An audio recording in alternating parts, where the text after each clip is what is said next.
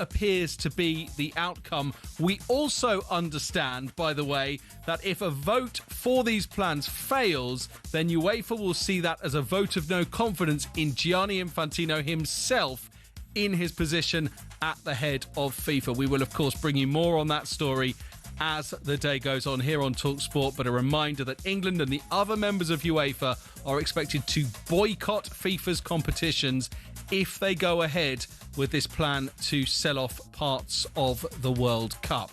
Elsewhere today, Eddie Howe is being widely praised for the job he did at Newcastle after he walked out on them.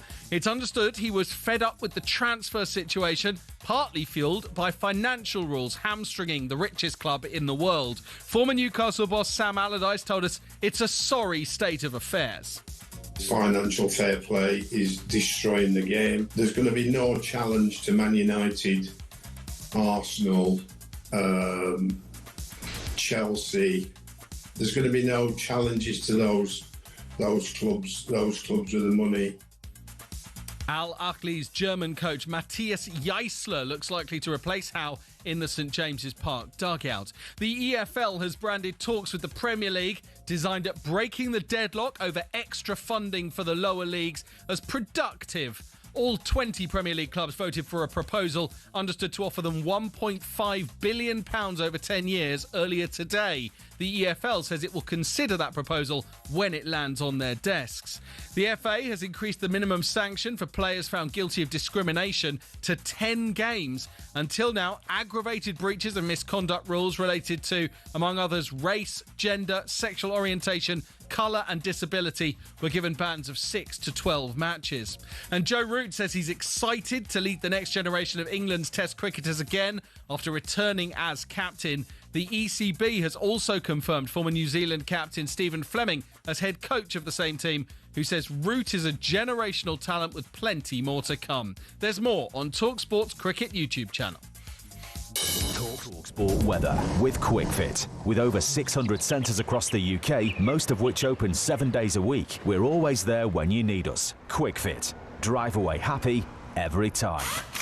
Starting with your news, a wildfire the size of around 140 football pitches is burning close to a nuclear power plant in Suffolk, and toxicology tests are being carried out after a Scottish woman's body was found in a suitcase in Athens. Emma will be back with more in half an hour. Now your weather, any patchy cloud in the southeast giving way to some much needed showers this early evening. Clearer elsewhere, except in the north and northwest, which can expect some showers later. It'll be fresher right across the country though.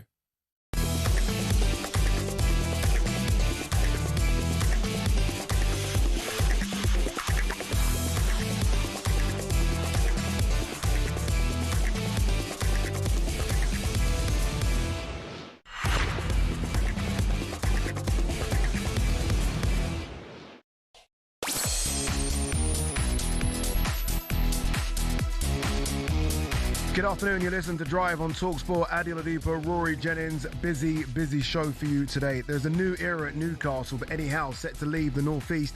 But the question is he stock higher now than it was 5 years ago when he was appointed? We'll also rate the current crop of Premier League managers as the clubs are set to start the season with a new gap at 9 new Premier League managers, by the way. We'll confirm who we think is the top dog still. We want to know how Liverpool fans feel about Jordan Henderson heading to Chelsea. The former captain will be a Chelsea player, we believe. Will he get the same treatment as Trent Alexander-Arnold? I think probably not. And we'll be asking whether Boadi is the man to take over from Rodri at Man City. Off the back of that, we're going to be putting together the best Pep Guardiola 11. So his time at Man City, Barcelona, at Bayern Munich. Won't be easy, but we'll try and do it. All that, plus we're going to hear from Forest captain Morgan Gibbs-White, and we're going to be celebrating, I think that's the right word, celebrating 60 years since England won the World Cup. Everyone's a winner, baby. Did you remember you said that, Mr. Jennings? Yeah, I definitely said that. How definitely. I'm very well. I think it's a joyful day. Well, yes. Yeah, it is a day for celebration. It's a really joyful day. Yeah, we hope. Well, I mean, this news that has just broken, it's incredible, isn't it? It is. This news that it feels like England and the other European nations are going to boycott anything that Infantino is working on here with regard to selling off the game. I think this is amazing. It is. It's amazing for football. It's amazing for football fans. Let's get straight into it. We start, as Rory said, with some breaking news. England are ready to boycott the World Cup. This is in many ways the privatisation and capitalisation of the public game. It's something that is sacred to so many across the world, and why would you want to tamper with that to this sort of level? We don't want a dictator running FIFA. And I guess the way people are thinking at the moment is we have a dictator running FIFA, and that's a concern. And that's got too much power. Everyone from UEFA to the British Prime Minister, Andy Burnham, have come out and said that this is not a move they approve of. Yeah, it's really big news, isn't it? The last 3 or 4 days has been seismic when it comes to FIFA, Gianni Infantino and the other member nations. And the Times are reporting that England and the other European members of UEFA will boycott FIFA's tournaments if Gianni Infantino goes ahead with his plan to sell stakes in the World Cup to private investors. The momentous decision was taken at a crisis meeting of UEFA's 55 member nations, held virtually to discuss the hugely controversial sell-off plans. The decision is likely to trigger a collapse in Infantino's scheme. This is, of course, breaking news, and we are going to try and bring you more as the story develops. Right, though, let's hear now from FIFA President Gianni Infantino, because he spoke to the media yesterday before today's news of a potential boycott broke, and he said that countries will not be forced to sign up. FIFA for Enterprise, or FFE, is actually a proposal, an offer. It's part of a democratic process, a consultation process, and above all, it is an opportunity, but not an obligation. Interesting. An opportunity, but not an obligation. I actually watched that in full its entirety. It's on Instagram. He's Instagram, and he turned off the comment section immediately. Yeah. Which again, immediately, which is a show of knowing that the voice of the people. Yeah. A, you don't want to hear it, and B, you don't want to hear it because you don't like it. Yeah, I completely agree. I think the fact that he's there, the choice of language from Infantino is very important to acknowledge. The fact that he's using words like democracy, when you think this is anything but, this is an autocratic organisation. You look at his conduct during the World Cup. You look at the fact that he aligned himself so closely with President Trump. You look at the fact that President Trump openly had political and sporting involvement in the World Cup. You look at the fact that Balogun's red card was completely overturned. Like, the fact that he operates in this way, you look at the changes to the game. Like, when he spoke about this potential change, and he said nothing's going to change. And you're like, hang on a minute. Don't gaslight us into believing that nothing's going to change when things have already constantly changed. I think the scary thing for Infantino and just for football alike is that the World Cup, whether or not you liked it as a spectacle because of the water breaks or hydration breaks and the long halftime show, I think a lot of people thought it was actually a good World Cup. No, it's not the point. No. My point is, what I'm trying to get to is, why then ask for more after it? Why can't you just close the door on a fantastic World Cup, move on? Why then try to ask for more greed? I would actually contest whether it was a good World Cup. I think that there were some good games, and I think teams like Cape Verde and Curacao and there was some. I had one of the best nights of my life in that World Cup in Mexico City. So I would never be disparaging towards the football in the World Cup. I think you're right, it was great. But it wasn't a great World Cup. It wasn't a great World Cup. It was incredibly politicised. It was incredibly divisive.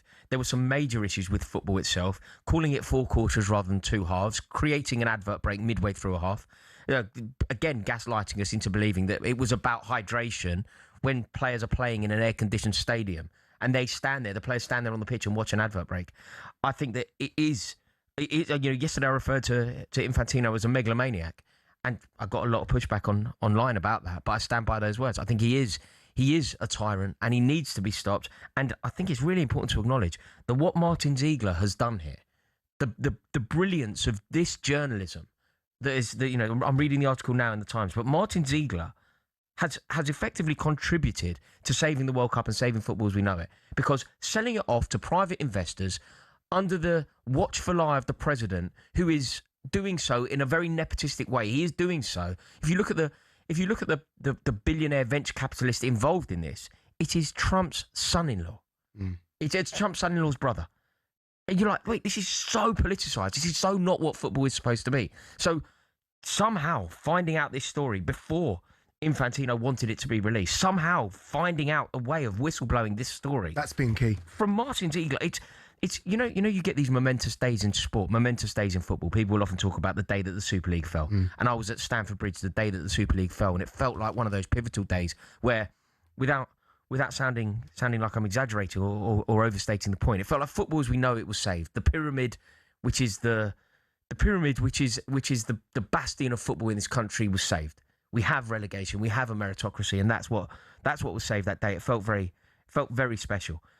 This is another day like that, and I think all of the journalists at the Times, and Martin Ziegler in particular, deserve a huge pat on the back here. It's unbelievable what they've unearthed. You are correct, but what we do need to hear from now is those member states. We do need to hear from the FA. We do need to see statements from.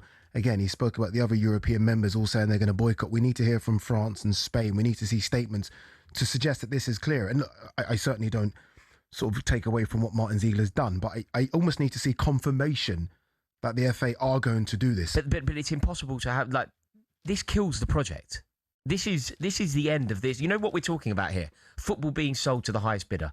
Billionaire venture capitalists running the game for their own ends, running the game for profit. Okay, it kills that project because you cannot have a World Cup without the European nations. Agreed. It's impossible. But does it kill Infantino as the president? Yeah, I think he lives and dies by... Do you almost feel like this is it then? No more Infantino as president? Yeah. I think you get that. When you become... This happens to leaders of all organisations. This happens to leaders of nations. They become synonymous with a particular project. They become that project. Infantino's reign of terror, it will live and die by whether this makes it through. If this makes it through, if he gets the requisite votes, Infantino will be the head of FIFA for a long time. If he doesn't, I think that it ends him. I think FIFA have a problem. I think we've got a problem as well. But obviously, this is, as much as we like to kind of put the blame to the feet of Infantino, and rightly so, the man before Infantino was Sepp Blatter. Yeah, but even Blatter has spoken about this. Yeah, even Blatter has spoken about this because he's not in charge anymore. Blatter would have done exactly the same thing. Do you think? Of course. I mean, Blatter. I mean, come on. Of course. My worry is whoever comes in next will be poisoned by the power of FIFA as well. Yeah, I think you are correct. We've seen an evolution of Infantino, haven't we? Yeah. We've seen him from the guy who takes EasyJet flights to football matches, when he was in role, by the way. Yeah. To the guy that now jets around on Qatari private jets. He's having one-on-one conversations with presidents of nations, not presidents of footballing associations, presidents of the nations. Yeah, I agree. It's gone to his head. I agree. Look, power corrupts, and absolute power corrupts absolutely is the expression, isn't it? And I think that you are correct with regard to Infantino. I would like to think that this is an Infantino problem rather than a FIFA problem, though. I would like to think that the problem is Infantino. Oh, he's just the head of the snake, though. You cut the head of the snake off, another head grows. I'd like to... You are possibly correct. I think we're thinking it's an Infantino thing. I don't think it's an Infantino issue. I think it's a FIFA but thing. Infantino has clearly been corrupted by power. He clearly loves the reputation. He clearly loves the limelight. If you look at his profile on social media, he's clearly infected by the stardust of it all. He loves the association with the president. He's clearly in Trump's pocket. And Trump obviously loves football for what it's worth in terms of only capitalist... happening because the World Cup went to the biggest commercial country it could. Like, if this World Cup was the next World Cup, which is going to be weird because it's going to be in 4 countries, right? Uruguay are going to get this extra. But do you think this has only happened because it went to America? I think there is a world in which Trump and Infantino's relationship is stronger now because the World Cup was in the States rather than if it was somewhere else. Yeah. I think Trump wouldn't be at the World Cup if it was held in Spain. I don't think he would particularly care about the World Cup if it was in Spain. He adopted a major involvement at this World Cup because it was in the States, in the way that he adopted a major involvement in the Club World Cup because it was in New York City. Let me play devil's advocate. Can Infantino, as he's taken to Instagram to talk about this new policy he wants to, or this new money-making scheme, can he also take to Instagram after this and almost backtrack and apologise and almost say, okay, going forward, we are going to listen to the people, we are going to listen to the most important people, which is the fans. Can he do that and stay in power? No, I don't think he can. It's done. I don't think he can. I think the only way that he stays in power is if he somehow forces this policy through. But I think now this is why we owe Martin Ziegler a huge debt of gratitude, because I don't think he can force it through because... Oh, no. He can certainly force it through. I don't think he can, not without the European nations. Okay, this is true, but in terms of numbers, he can still certainly force it through. You're right. I mean, there's no such thing what would a World Cup be without Spain and England and France? I agree. There is no such thing as a World Cup if the European nations aren't involved. It's just not called the World Cup anymore, is it? It's not a World Cup. And that's especially poignant because Spain won. Spain are the reigning holders. So it would be a very diluted, uninspiring, less commercial, less interesting World Cup if they somehow force it through. By the way, it isn't only the European nations that aren't over the moon about this. Like, the European nations have said, or it's seemingly said, that it's not game on.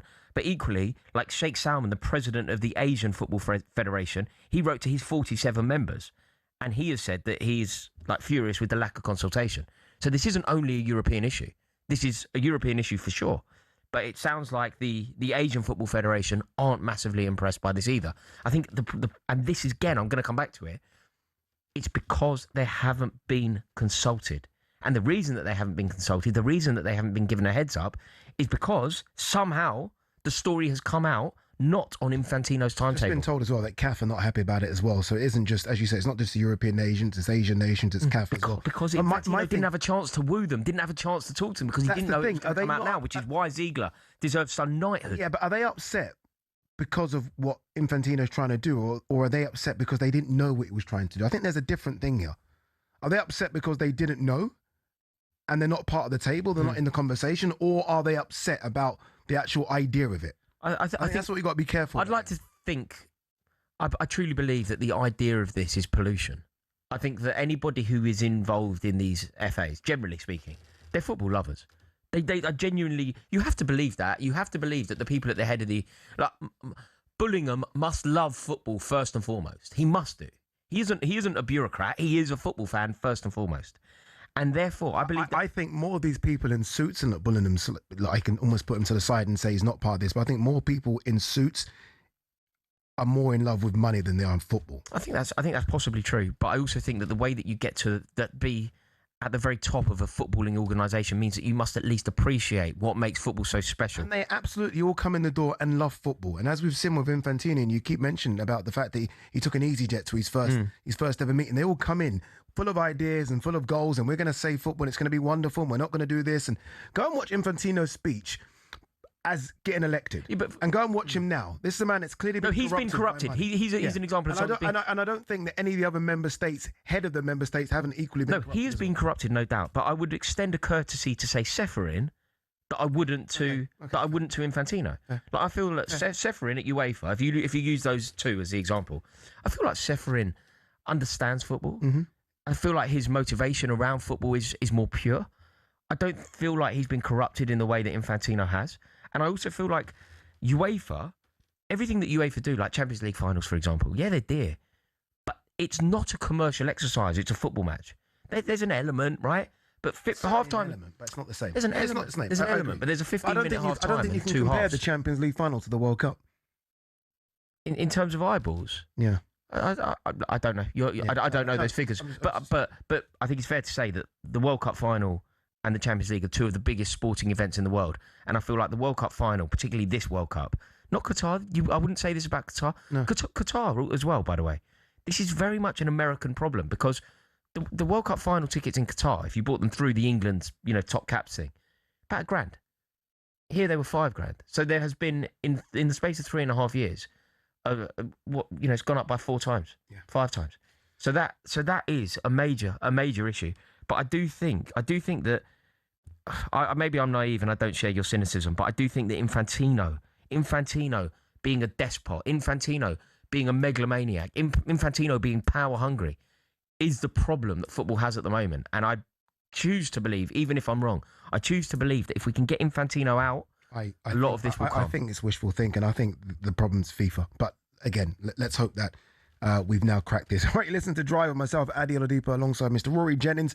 A reminder, this afternoon's huge, and it is huge breaking news. We understand that England and the other European members of UEFA will boycott FIFA's tournaments if Gianni Infantino goes ahead with his plan to sell stakes in the World Cup to private investors. Big news, this one. We're going to get more on this shortly with talkSPORT's Ben Jacobs, and also we want to hear from you. Honestly, hear from you, the fans, the most important people when it comes to this wonderful sport we all love. 03717 223344. Simple question, this one.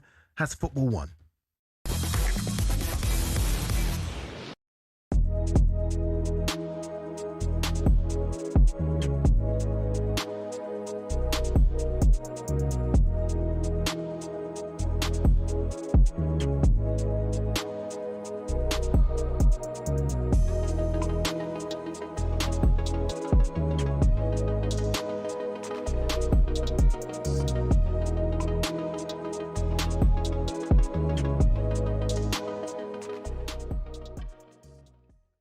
phoned up and said you got 10 players better than John Stones. No, I said all time. I didn't say Prem, but let's stick to Prem, all right? Let's do this. Go on. Virgil van Dijk, John Terry, Rio Ferdinand, Nemanja Vidic, Vincent Kompany. Yeah.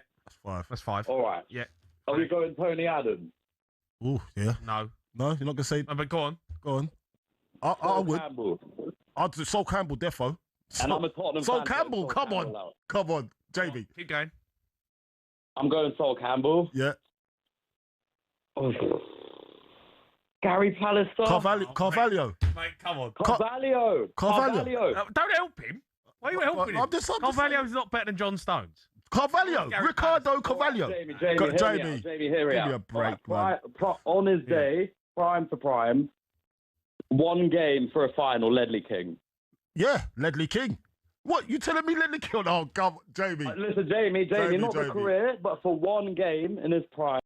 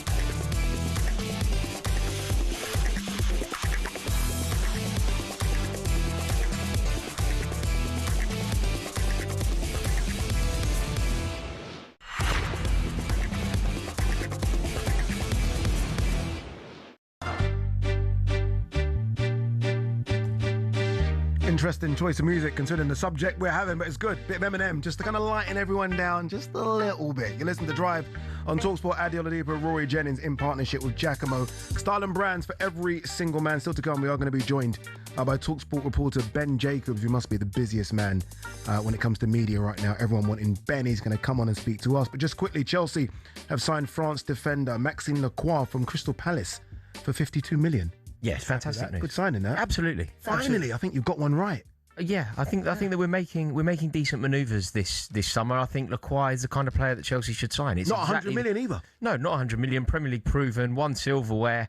Is obviously an upgrade on what we've got. This is the perfect signing. Yeah, I would have wanted Liverpool to get him. Yeah, so international, really good player. international. It's exactly what kind of signing we should be making. Indeed. A bit of cricket news. Former New Zealand captain Stephen Fleming has been appointed as England Test coach, with Joe Root returning as captain. But now we are taking your calls on today's huge breaking news that all 55 UEFA members have unanimously, all 55, voted to boycott FIFA competitions if Gianni Infantino goes ahead with his plans to sell off stakes in the World Cup.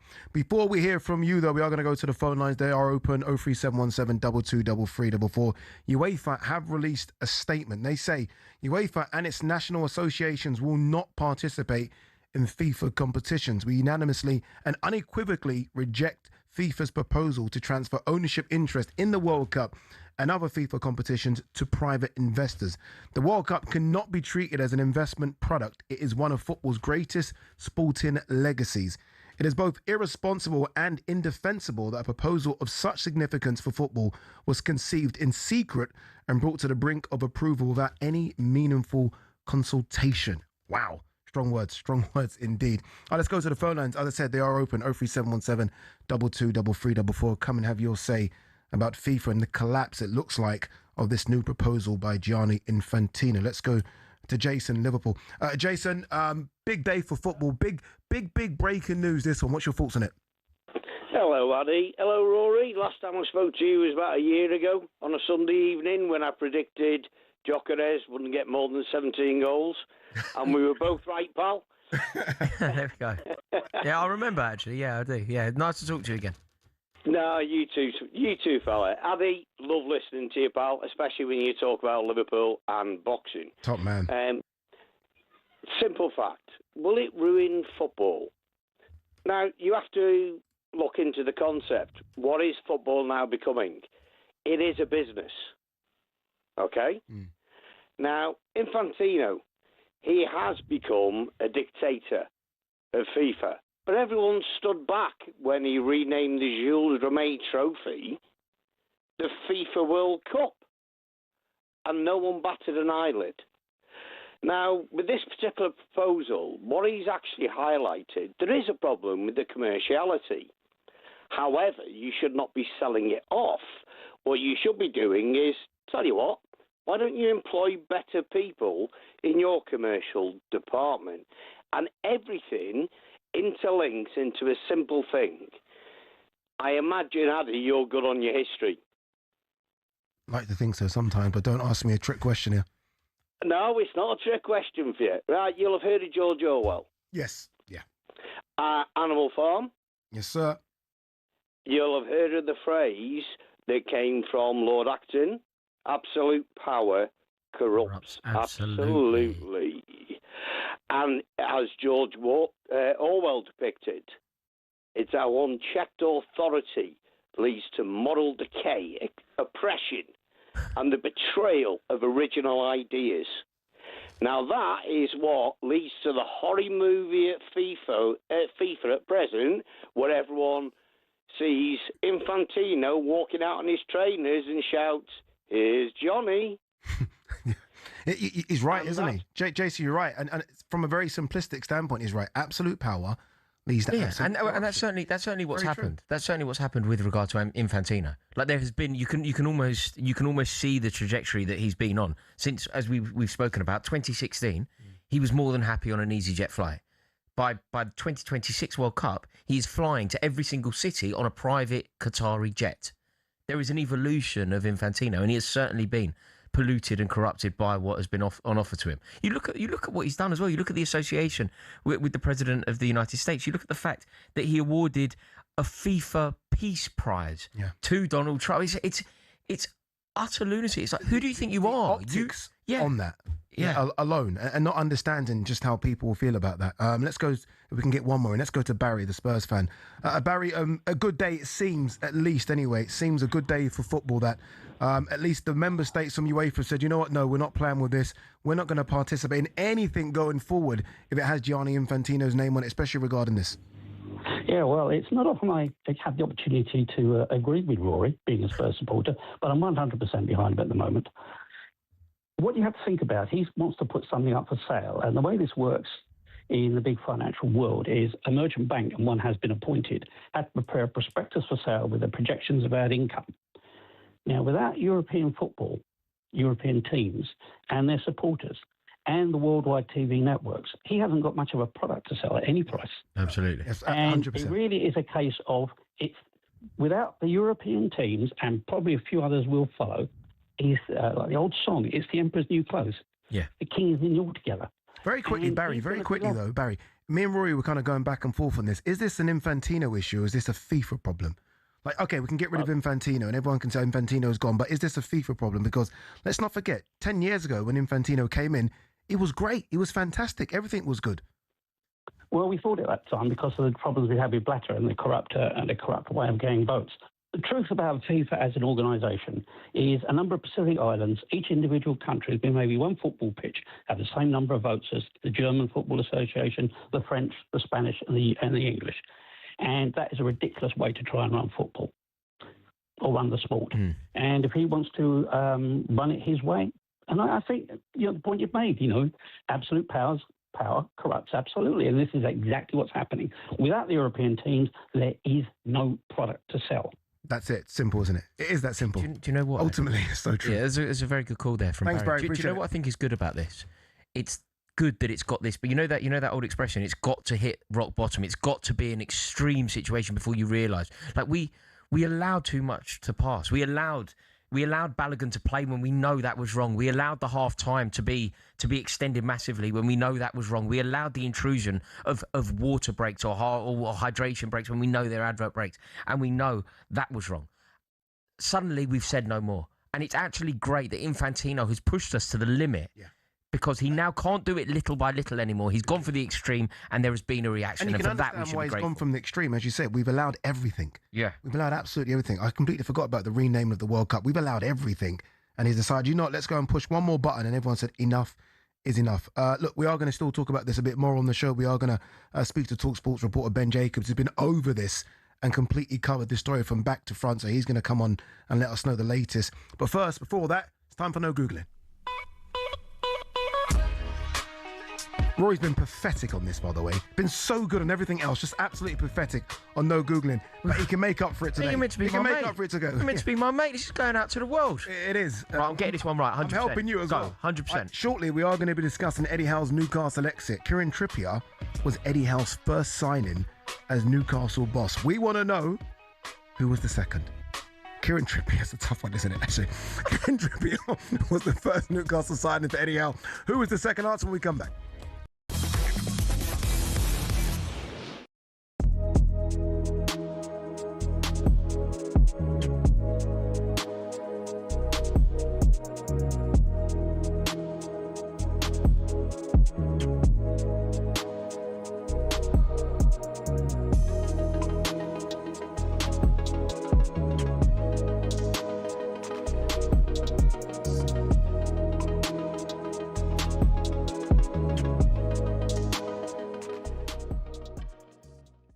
John is a Newcastle fan, joins us now. Good morning, John.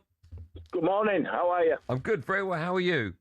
I'm very well, thank you. Very well. John, hold on. John, are you John, the Jack Charlton's son, John? Yes, I am, yes. Oh, John, what a pleasure to have you on the show. Thanks so much for that. Thanks very much. Are you good? Are you well? I'm very well, very well. Good. Can't complain at all. It's quite ironic that you phoned up. You know what the date is today, right? July the 30th? Yes, I do. 60 years ago today, your dad won the World Cup with England. Yes, and funny enough, me and Eddie were talking about his medal. Yeah. I think there's only him and my Uncle Bobby who have kept their medals. Everybody else doesn't have them anymore. Where's your dad's medal? I've got it. Have you? Mm. Oh, my Yeah, I do. goodness. Well, there's a bit of a problem with it, actually. When I say I've got it, it was left to me in my dad's will. Yeah. But the taxman wants £200,000 off me in inheritance tax. Oh, you're not going to sell it, are you? No, I've had to give it back. Over the last few years, Formula One has gone from elitist and insular to a global entertainment brand. The transformation's down to American investment group Liberty Media, who cultivated a new image for the sport since buying it in 2016. Better access to drivers, improved content on social media, and tapping into the US market have given F1 a massive boost in both attention and revenues. But is everyone happy? The fans certainly are, as evidenced by Drive to Survive. Almost 7 million people per season have tuned in to get all the gossip and all the drama from the paddock. The extra exposure means the drivers can demand a higher salary too. In 2010, the top drivers were earning $20 million a year, which isn't bad. But now, the very best earned 3 times that, with Max Verstappen getting a whopping $65 million in 2025. But money doesn't always buy happiness. Some drivers, including Verstappen, don't like the pageantry the changes have brought about. In Las Vegas in 2023, Verstappen said the drivers were made to look like clowns, and the event was 99% performance and 1% race. Some purists who still watch the sport feel the same, and that the spirit of competition has suffered. But Formula One and Liberty Media don't look like slowing down anytime soon. So expect more races, major events and exclusive access in future.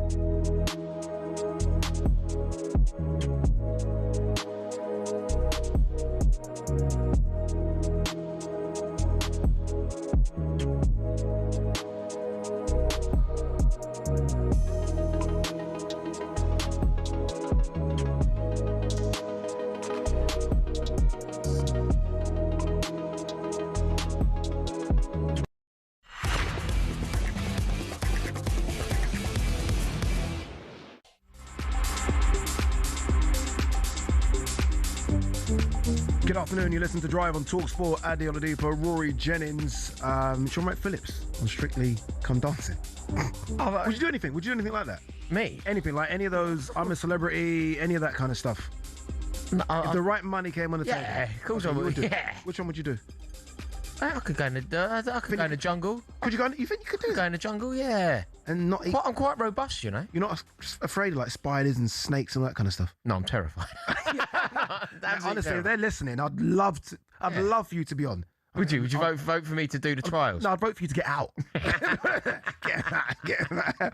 All right, a few moments ago, we brought you the first no Googling of the afternoon. It was a simple one for Mr. Rory Jennings. Eddie Howe's first signing as Newcastle boss was Kieran Trippier, but we wanted to know who the second signing was. The answer is... Absolutely no idea. Chris Wood. Okay. Chris Wood. You could have given me 100 guesses, I wouldn't have. Really? You must forget he played for Newcastle, don't you? Chris Wood. Still doing good things, though, with Nottingham Forest. We're going to talk about Nottingham Forest. We're going to hear from Morgan Gibbs-White a bit later. Still to come, we're going to be ranking all 20 managers in the Premier League. There are 9 new managers in the Premier League. Must be the most ever since the Premier League began. New managers. Oh, yeah, 9. 9 is huge, isn't it? Insane. Well, I saw an amazing stat about the length of time that Michael Carrick is the second longest serving manager. No, he can't be. No, don't believe it. Of the top 6. Of the big 6 or whatever it is. Yeah. Second longest serving manager. Bearing in mind that it feels like Michael Carrick has just got there. Yeah, of course, yeah. Everybody's brand new. So Michael Carrick's one of the mainstays. Been there 8 months. Yeah, exactly. Shame, and it's a disgrace. All right, let's return, though, to today's huge breaking news that England and the other European members of UEFA will boycott FIFA's tournaments if Gianni Infantino goes ahead with his plans to sell stakes in the World Cup to private investors. The decision comes after a virtual crisis meeting this afternoon. Let's get more as we're joined now by talkSPORT's Ben Jacobs. Ben, look, me and Rory, I say me and Rory like we kickstarted this, but we were calling for England FA to boycott and stand up and be counted. They have done so. They've done so very quickly as well. Are you surprised that they've actually done it? Not so much surprised, but the statement is firm and clear that all UEFA member confederations, including the FA, that's 55, and some big players. Remember, you had France and Argentina and Spain, 3 out of the 4 in the semi-finals at the World Cup. And the determination after an emergency meeting that started at 2 p.m. today is a collective boycott starting instantly and extending also to qualifiers as well. And this leaves FIFA and Gianni Infantino in a really precarious position. And the reason why the decision has been made is because this is a power play to try and stop any vote over Gianni Infantino's FIFA Forward Enterprise plans. Infantino's decision tactically was to rush that vote quickly by the 19th of September and promise the member confederations up to $40 million just for joining in the hope that money would talk.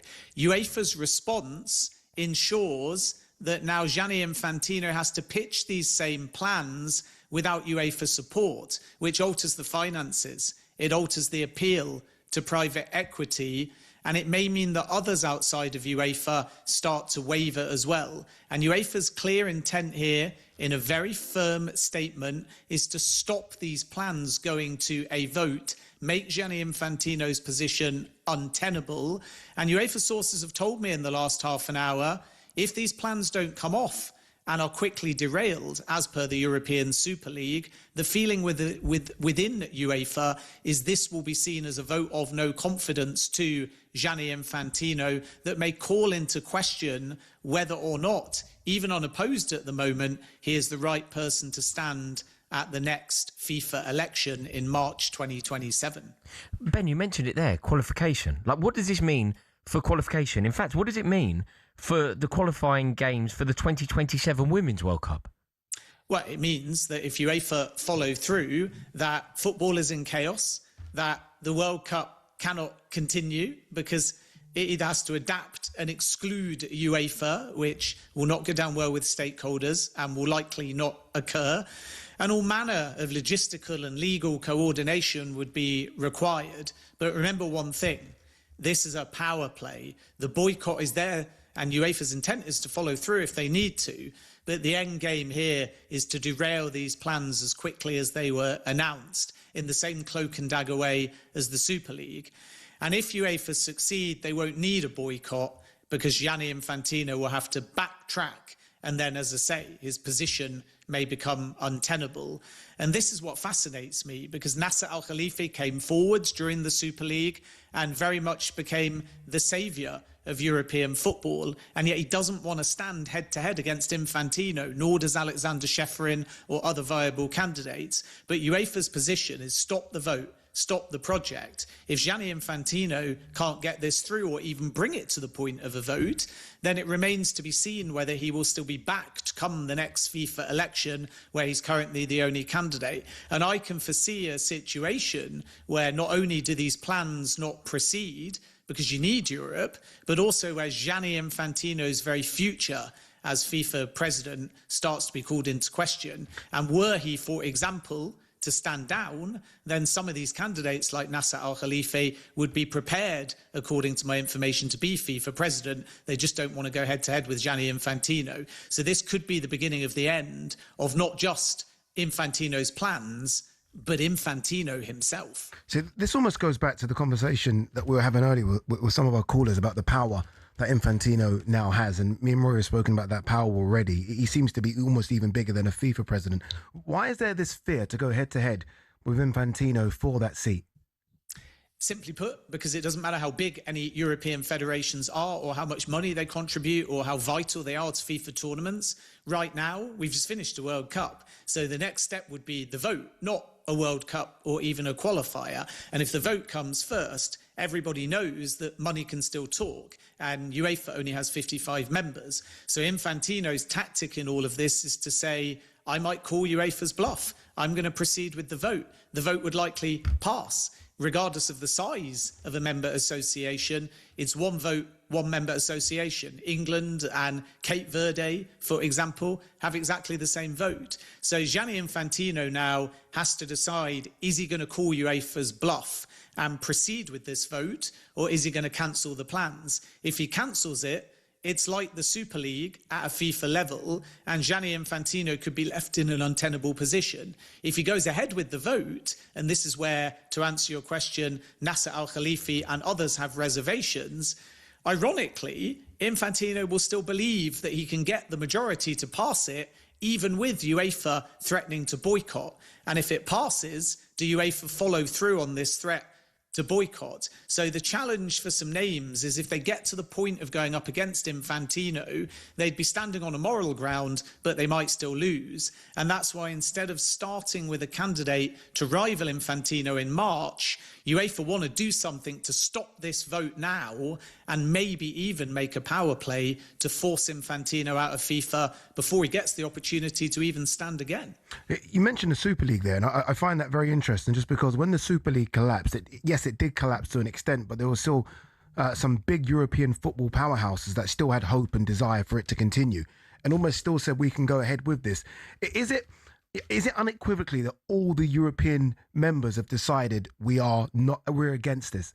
I mean, are there any European members that are still for this? Yeah, we had the Czech Republic, the head of their FA, come out and say that he backed the plans, and yet the subsequent meeting has had all 55 unanimously agree to reject them. So it's either a personal opinion from Czech Republic's federation chief that he's actually in favour, or he's changed his mind after reading the plans and seeing the backlash. But this is a collective approach. Every single UEFA member association is prepared to boycott the men's and women's World Cups in protest at Gianni Infantino's plans. So Infantino now has to campaign and change their mind, proceed with a vote that he still may win with support from Africa and to an extent Asia. But people are breaking ranks in Asia and Africa and starting to wonder, if this has been in the offing for quite some time, why are the federations blindsided? A lot of people also look at the 20% of this new subsidiary that's open to private investment and wonder why the valuation is only, in terms of the capital that FIFA are trying to raise, 4.2 billion, because that amount versus what FIFA earn leans towards a very preferable and beneficial deal to those investing in order to line their own pockets, whereas Infantino's perspective is FIFA is not for profit and the money trickles down to the member associations. But on paper, there appears a huge benefit to private capital and no transparency as to why or where that valuation has come from. So this is fascinating because Infantino has got a huge decision to make. He's been cornered by UEFA. Now he needs to decide whether he backs the numbers to pass a vote by one and then hopes UEFA back down. If they don't, then we don't have European teams in a World Cup. And we might have the likes of Nasser Al-Khelaifi or Alexander Shefrin changing their mind and going head-to-head against Infantino at the next election. So when you add it all up, it's complicated. Both sides have tried power plays. There's echoes of the Super League. And now all we can really say is that football is divided and in chaos. Ben, I know this is a very difficult question for you to answer, but what do you believe happens next? Like, do you think that we're going to hear a response from FIFA? Well, FIFA have to respond, and Gianni Infantino will point to the fact it's a consultation process. He'll try and change people's minds. He'll work out whether UEFA are bluffing.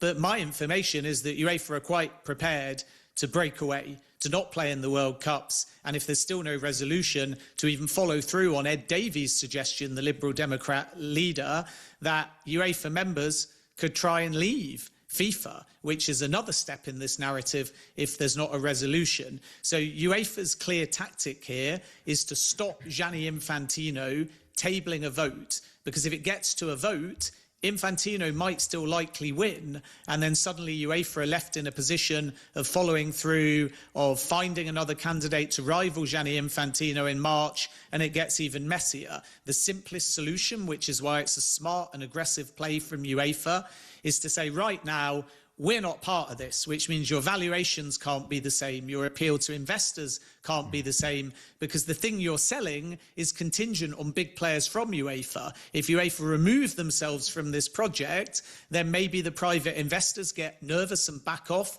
Maybe other federations decide, wait a minute, there's no point in being part of an expanded World Cup and earning huge amounts of money if the likes of England aren't in it, because there'll be less money, less appeal to stakeholders. And how do you even get a 64-team World Cup or even a 32-team World Cup if the European member federations don't want to be a part of it? So what UEFA have done is actually removed a lot of the components of this lucrative plan for FIFA Forward enterprise by saying we're not part of it and we might only have one vote each, but value-wise, we're the ones that are getting you to the numbers that are selling it to the member federations outside of Europe and also the private investors. So now Gianni Infantino is faced with a Super League style situation where these plans are going to come and go in 72 hours, and he is in a very embarrassing, untenable position, or he's going to call the bluff. And if he calls the bluff, then it becomes very chaotic.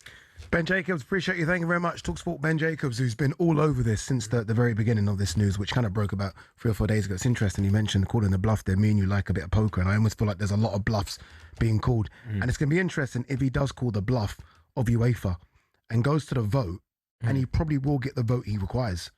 He'll probably be speaking to some of these smaller nations and offering them the windfall, and he'll probably get the vote of those, by the way. Yeah, I think remember, it's going to be very only one vote per. Curacao is going to get the same vote as Spain. But the World Cup doesn't exist without the European nations, does it? Yeah, and I think UEFA are almost hoping that this collapses rather than their bluff being called about and what, it goes ahead without us almost. Yeah. Yeah, no, and then that's a problem for nations, a problem for players. We forget the players that want to play in the World Cup. All right, in the last few moments, by the way, we've heard from the FA in a very short statement. It reads, "We stand shoulder to shoulder with our European colleagues and fully support the collective view. We oppose FIFA's plans. The FIFA World Cup belongs to football and always will." All right, you're listening to Drive on talkSPORT. Myself, Adi Oladipo, alongside Mr. Rory Jennings. Still to come, we are going to be joined by former FA Chief Executive Mark Palios. And we want to hear from you as England and the other European nations threaten to boycott the Men's and Women's World Cup. Are we doing the right thing? Is football about to win today? 03717 223344.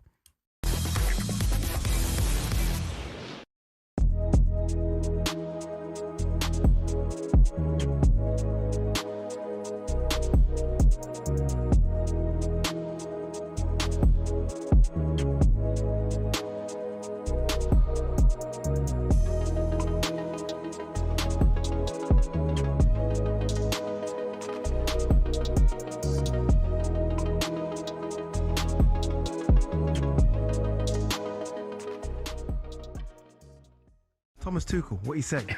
He's a key player for us, whether as a starter or as a substitute. The word substitute would even be uttered about Virgil van Dijk. Imagine someone saying that to Virgil van Dijk, even at 40. No, I think be a substitute. No. You're massively cherry picking. I'm not saying. No. Sorry, they just played the clip. No. They just played the package, and it was Thomas Tuchel, the England manager, saying he's a key player for us, whether as a starter or a substitute. This is appalling from you. This is the very definition. You know when Donald Trump's moaning about fake news, it's you. Sorry, I just basically quoted what the England manager said. Okay. How important is context? The reason that he spoke like that is because he was accused of taking an injured player to a tournament. So the reason that he said he's going to be a key player for us, whether he's a substitute or whether he's a starter, is because it was suggested that you shouldn't take a player who has had an injury-ravaged season. Oh, no. So therefore, injury-ravaged career. Injury-ravaged career, fine. But the reason that he was talking about being a substitute... I feel bad here because you're about to make me bury John Stones, and I don't want to. I think John Stones is a fantastic human being, fantastic defender. You're not going to bury him. Maybe England's greatest defender... Maybe it's 50, 60 years. He's England's greatest defender since Bobby Moore. Of course he is. He's England's greatest defender. If you look at what he's done on an... big statement. Hang on, can we just talk about John's statement? Addy. This is... There's a moral victory for me in this debate already. You're saying, look what he's done, because you're going to say Gareth Southgate went to the semi-final, went to the final of the Euros. That's not him. No, that's the team. No, but...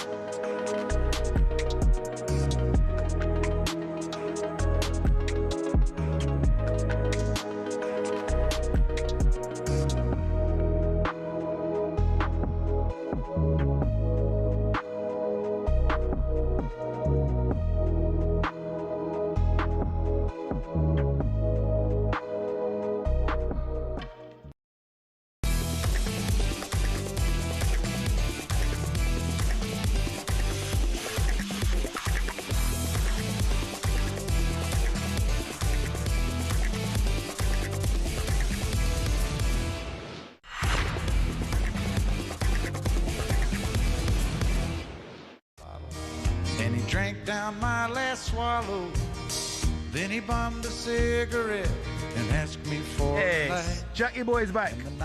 It's a bit of you? Is it a bit of you? It's perfect. This is iconic. You know, I love this. This is the song about poker. You know, normally when Benty and Goldstein do this show and they play songs and Benty has no clue. Know when to hold 'em.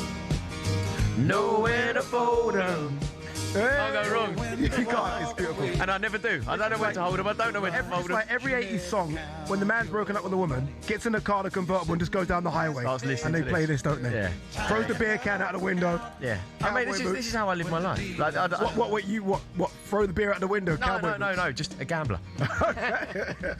All right, you listen to Drive on talkSPORT. Adi Oladipo, Rory Jennings in partnership with Giacomo.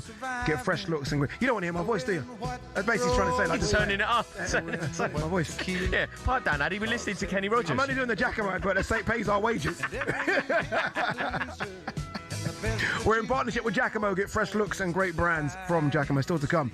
And we are going to be joined by former FA Chief Executive Mark Palios as England and the other European nations threaten to boycott the men and women's World Cup. He's going to be great on this. Like, it'd be interesting to see, would he have done it?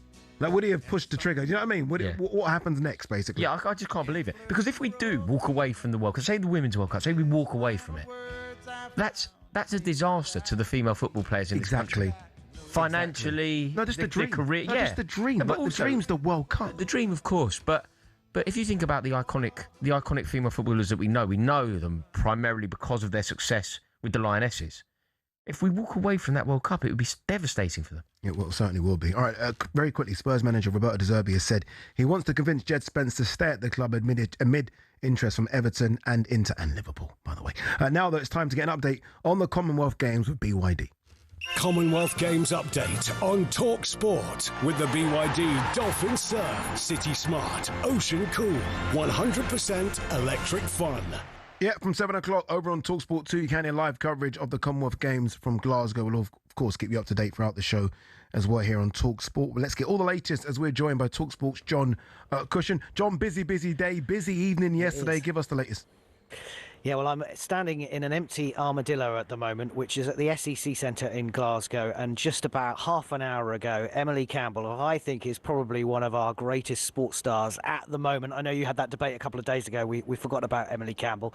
She has just broken the Games record, her own Commonwealth record, and she's now a double weightlifting Commonwealth champion with an incredible performance here, literally 10 yards away from where I'm standing. I'm standing on the stage and I can see the kind of weights that she was lifting, and I said to her that the equivalent of what she lifted in the snatch it was about the size of a baby killer whale, 115 kilograms, that's 17 stone, and then in the clean and jerk 163 kilograms, that's 24 stone. That is like a French door fridge freezer, you know, the big ones that open up.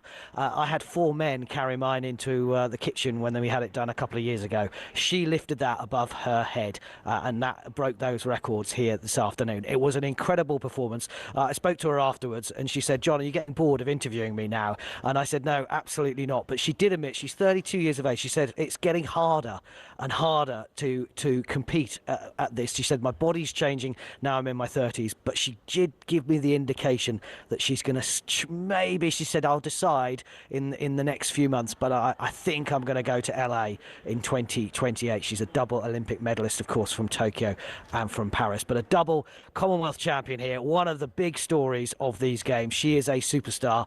She'll be on the town in Glasgow tonight." And John, we've obviously got a huge night of netball coming up. England have to beat South Africa in order to get to the semi-final. Do you think we've got enough to get past them?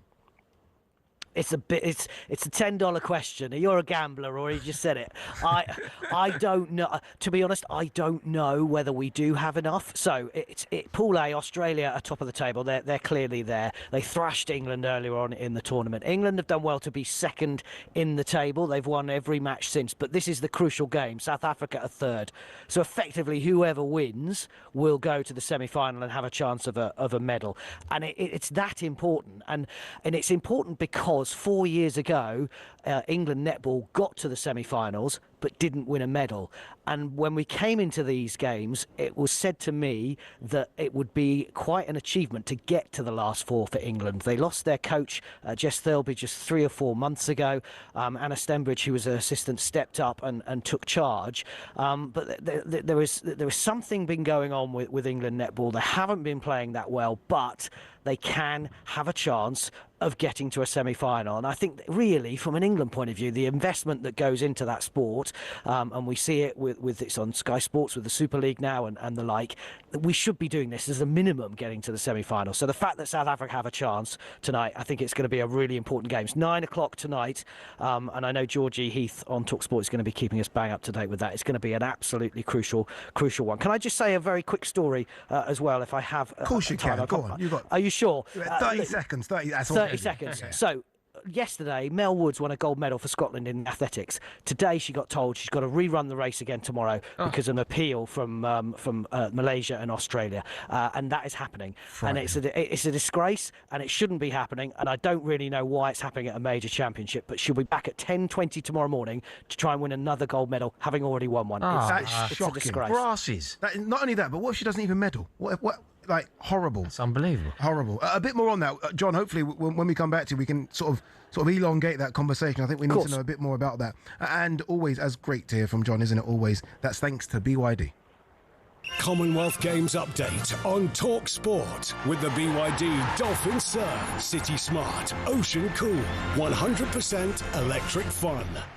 Completely gone over time here, but he mentioned Emily Campbell, who's obviously a fantastic weightlifter. We are going to hear from Emily Campbell a bit later, as John did speak to her. Great to hear from her, the most successful GB female when it comes to weightlifting and powerlifting. Can't wait to hear what she has to say. All right, stick with us. We are going to continue this FIFA conversation, and we're going to have a bit of fun as well.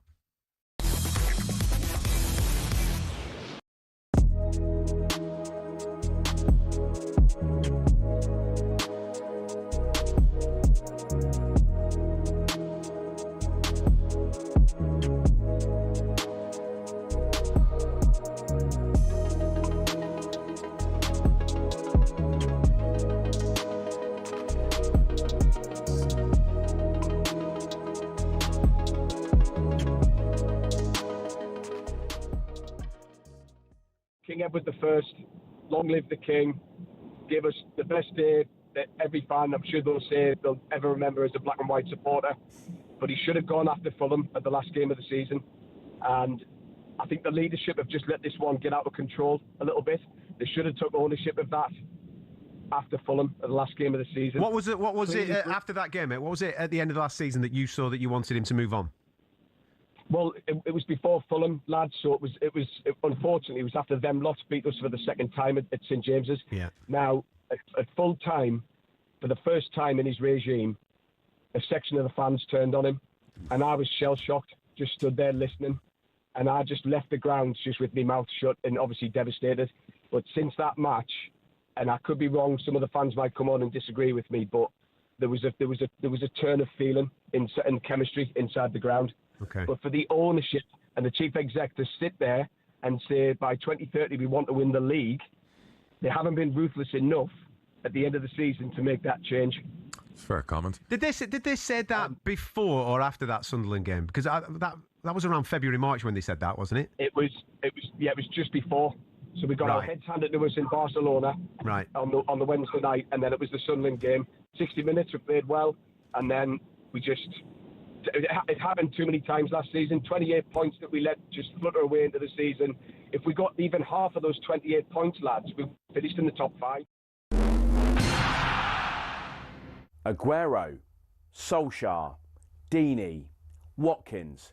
Sure, you know all about those last-minute goals, but have you heard the one about the on-loan goalkeeper who saved his temporary employers from disappearing out the Football League and into almost certain financial oblivion?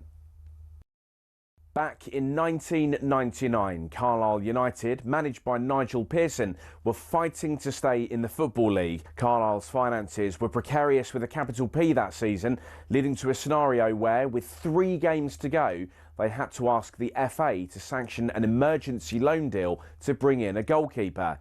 Swindon Town's Jimmy Glass arrived at the club. His efforts in his first 2 games earned the Cumbrians 2 draws.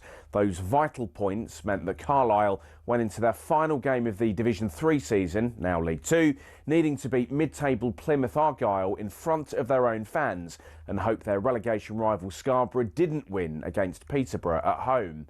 The game at the McCain Stadium finished 1-1, and with the same scoreline at Brunton Park deep into injury time, Scarborough's fans invaded the pitch en masse, believing their Football League status was secure, convinced they'd done enough to stay up. However, there'd be one more plot twist. Carlisle won a corner in the dying seconds, and up came Jimmy Glass. In one of those you couldn't make it up moments, Glass scored from a rebounded header and was promptly swamped by teammates and thousands of fans who quite simply couldn't believe what they'd just witnessed. As for Jimmy Glass, he became an overnight celebrity, but he never played for Carlisle again, and his playing career never really kicked on after that defining moment. He took on various jobs outside of football before finding his way back into the sport as player liaison officer at Eddie Howe's Bournemouth, and most recently the general manager at non-league Wimborne.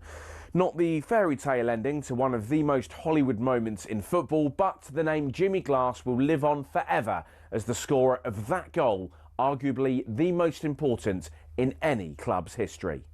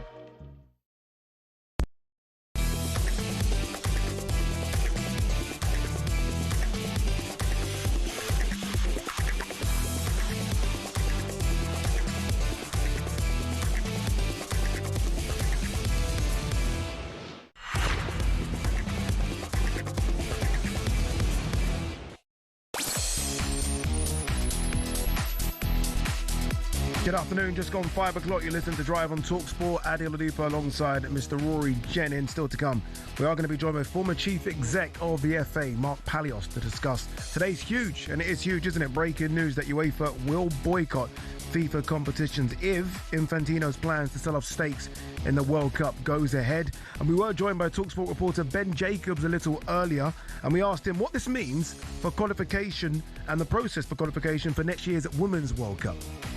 It means that if UEFA follow through, that football is in chaos, that the World Cup cannot continue because it has to adapt and exclude UEFA, which will not go down well with stakeholders and will likely not occur. And all manner of logistical and legal coordination would be required. But remember one thing, this is a power play. The boycott is there, and UEFA's intent is to follow through if they need to. But the end game here is to derail these plans as quickly as they were announced in the same cloak and dagger way as the Super League. We're going to get more on that shortly. We're going to be joined by former FA chief exec Mark Palios. But now, though, Eddie Howe has left Newcastle after 5 years at the club. So I guess the question is he stock higher now than it was when he took over?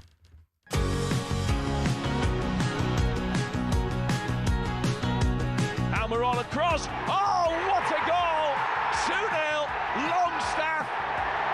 Book your hotels and your trains. You go to Wembley, Newcastle United. For the first time in 20 years, Newcastle United are a Champions League club again. Newcastle under Eddie Howe have gone back to the big time. Another chance here for Newcastle, and a shot comes in. Absolutely fantastic effort. Newcastle 4, Paris Saint-Germain 1. With a header, and he scored. It's Dan who scores.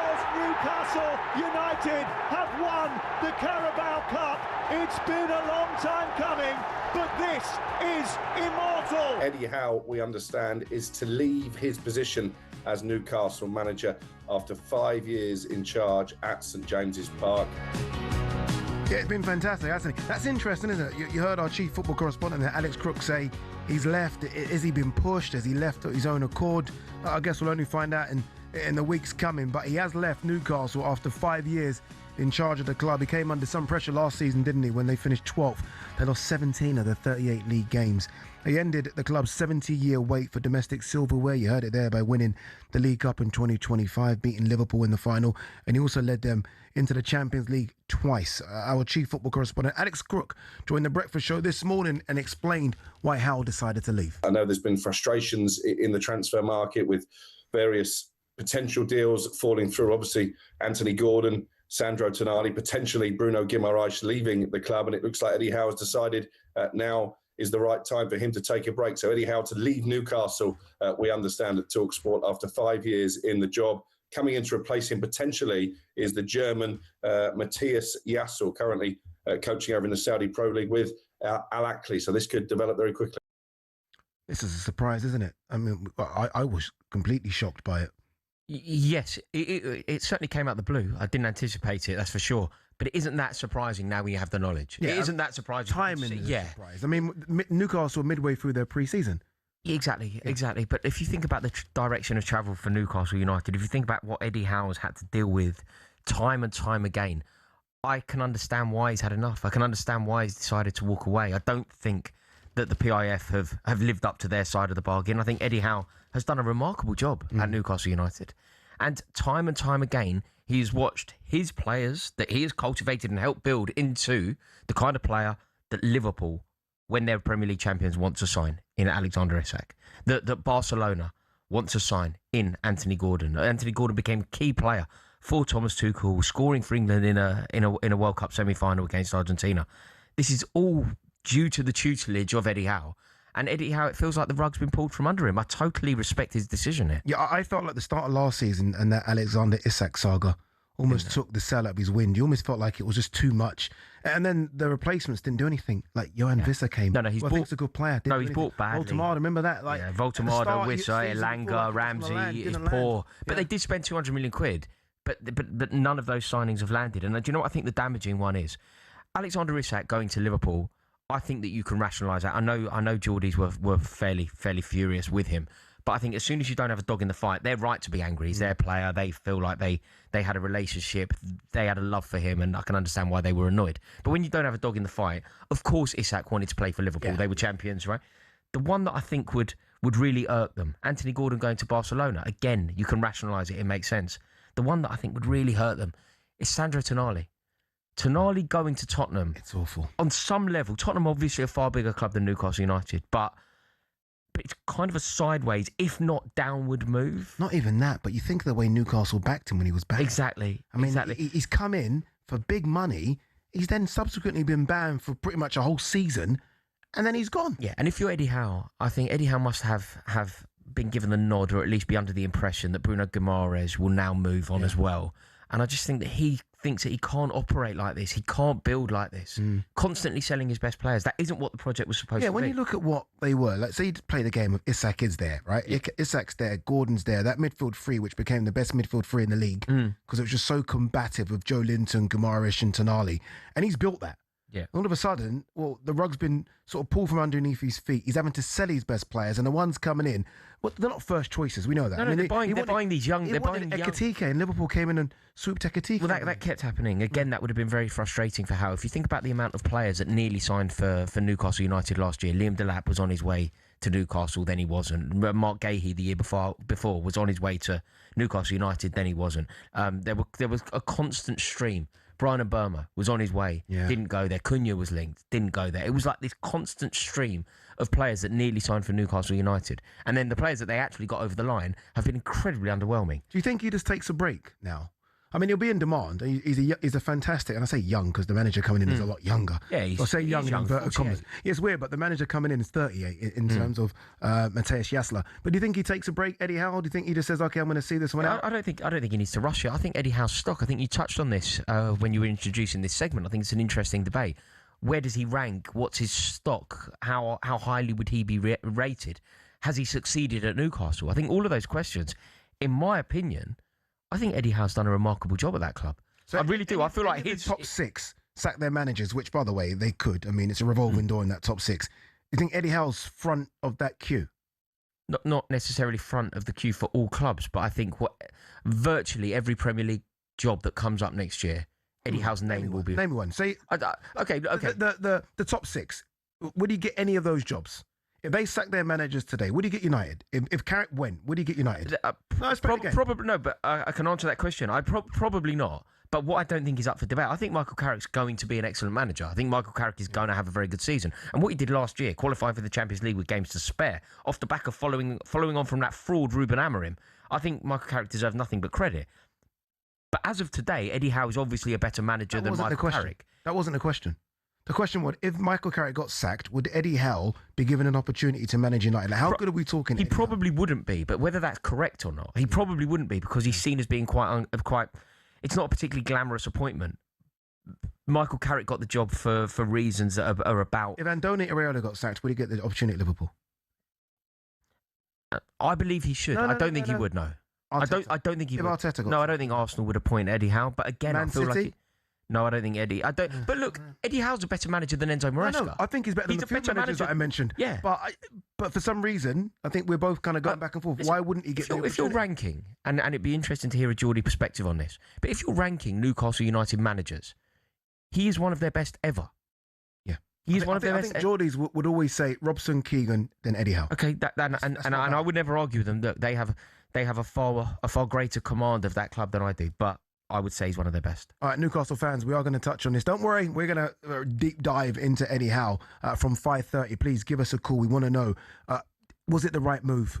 Did Eddie Howe underachieve or overachieve? I think it is the latter. I think he overachieved at Newcastle. Give us a call, 03717 2233 44. Next up on Drive, there we are going to be joined by the former FA Chief Exec Mark Palios as England and the other European nations threaten to boycott the men's and women's World Cups.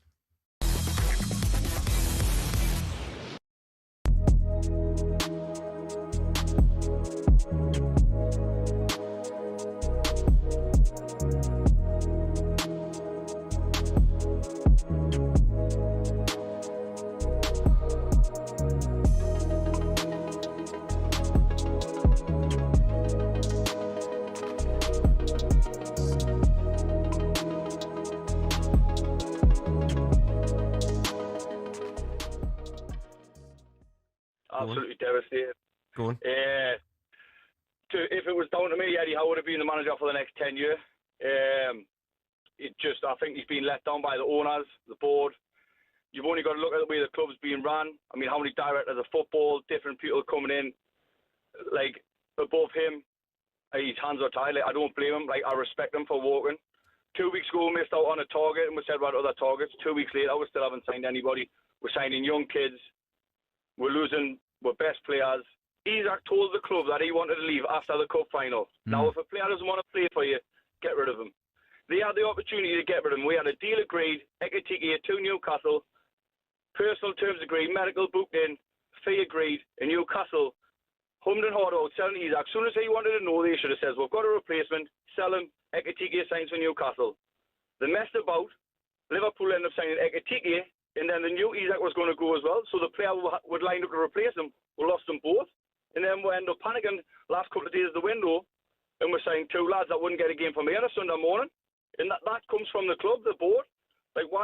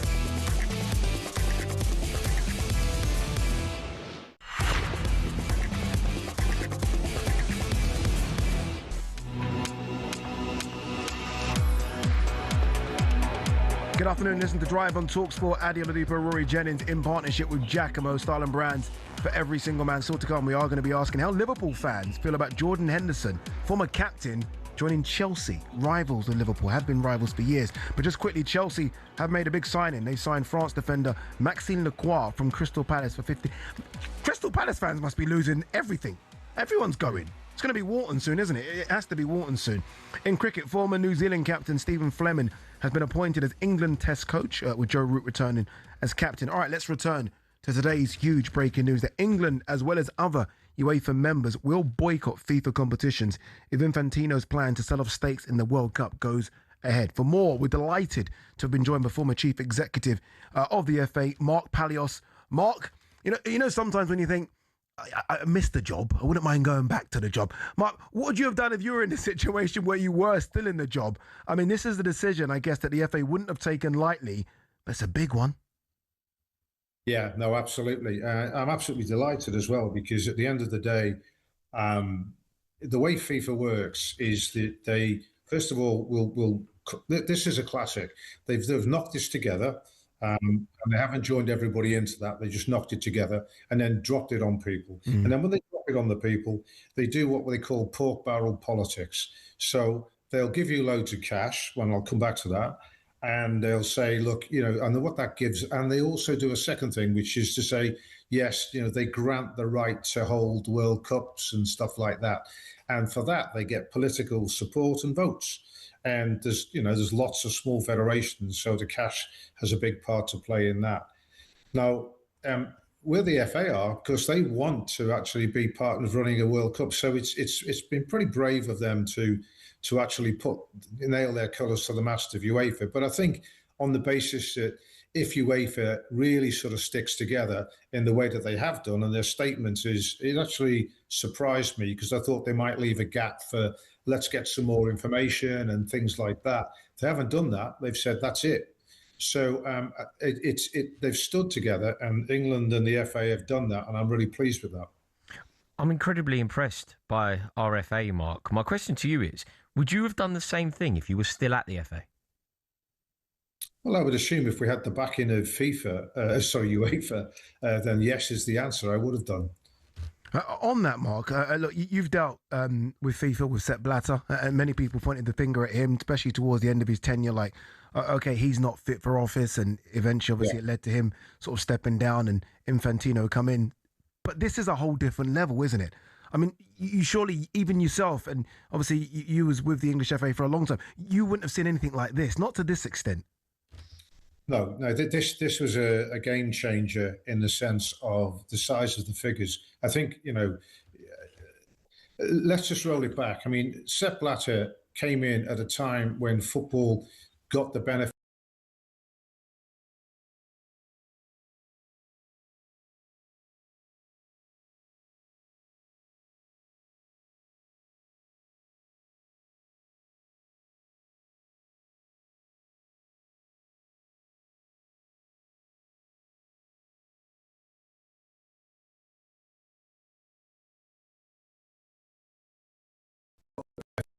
Pretty much in the same position, relied on the votes from the smaller federations. We at the FA had one vote, and so did all the smaller federations.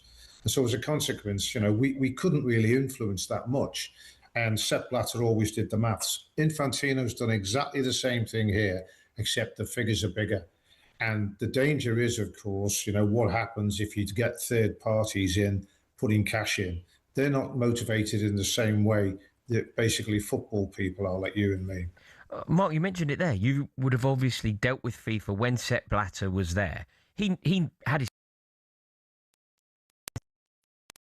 What you've seen of FIFA over the last few weeks, is that a completely different level to what you experienced when you were dealing with FIFA? I'll use your terms, a different level, yes, because in certain ways, I was astounded and appalled by just taking from a player's perspective. You guys will know. If you're looking at them having a request to review a red card and then overturning it, that for me was the end. It was just impossible. What happens about all the other red cards? Why were they not reviewed? Who took the decision? I've read things that it's just one person made the decision to not overturn it, but to postpone the punishment of it. It's ridiculous. Yeah. And so you're starting to get a feel that, the people at the top of the game are up for sale, basically. Very quickly, Mark, our culture secretary, Lisa Nandes, just said this, by the way. She said, this is a principled decision that we strongly support. Football belongs to the fans, not billionaire investors. Enough is enough. It's time to take a stand to protect our game. How important is it to have political backing from, again, people such as Lisa Nandes at a time like this? I've got to be careful what I say on this, but it's nice to have political backing. And, at the end of the day, the politics have put in place an independent football regulator, which I wholeheartedly endorse. So as a consequence of that, I would say, yes, it's good to have the backing. I think at the end of the day, it's the football people who understand what football is about. And this balance between commercialising football and the ethics of football, the true sporting spirit, as it were, is a very difficult one to try. I think the real thing that comes out of this for me is it's time for people to sit down and not just say it, but to really look at it and say, is FIFA fit for purpose? Because I think the job that it's trying to do, or it's allowed to try and do, is too big for FIFA. It's too big for one organisation as such. Can it represent all of the countries? Can it represent all of the clubs, the big clubs, the small clubs? Can it represent all of the people who are fans? And that's important, massively important. But can it represent the people who are actually playing a game on a Sunday in the park, etc.? Because that, again, is part and parcel of what is their remit. And I think it's time to really sort of have a solid look at that. Infantino brought in guys to look at the governance of FIFA, I think in 17 and 18. I was listening to that guy, Miguel, who resigned because it was hopeless in terms of doing it. So, will it happen? I doubt it. But actually, it's a real example of why it should happen. Tough question, this one. I guess we'll only know in the coming weeks and months. But do you expect this to be the end of Infantino? Or is he almost that powerful now that he'll somehow get through this? I think you may have it there. I think he could potentially get through it. In any ordinary organisation, no, he'd go. Having tried to table this, he'd go. But you're looking at a different organisation here, and some of the constituents in there, as I say, Before this, he had over 200. Anyway, he's got his vote in April. So this is going to be the gift that keeps on giving, guys. Also, Mark, talkSPORT understands that it's now highly likely that other confederations also decide to follow UEFA and boycott the World Cup. If that happens, how damaging do you think it will be for FIFA in the long run? I think if just the Europeans did it, it'd be massively damaging. In terms of the other CONCACAF and Asia are the two that particularly said something. I think if they had a boycott, I think that's damaging to Infantino. I think he would definitely then have a real problem rather than FIFA itself and the World Cup. So I think you imagine the World Cup without 6 of the 10 top-rated teams, FIFA's top-rated teams, are European. You imagine them without England, without France, without Spain, without Italy, without Germany, without Holland, without Portugal. It's not a World Cup, and that is not going to be attractive to people who want to put cash behind it.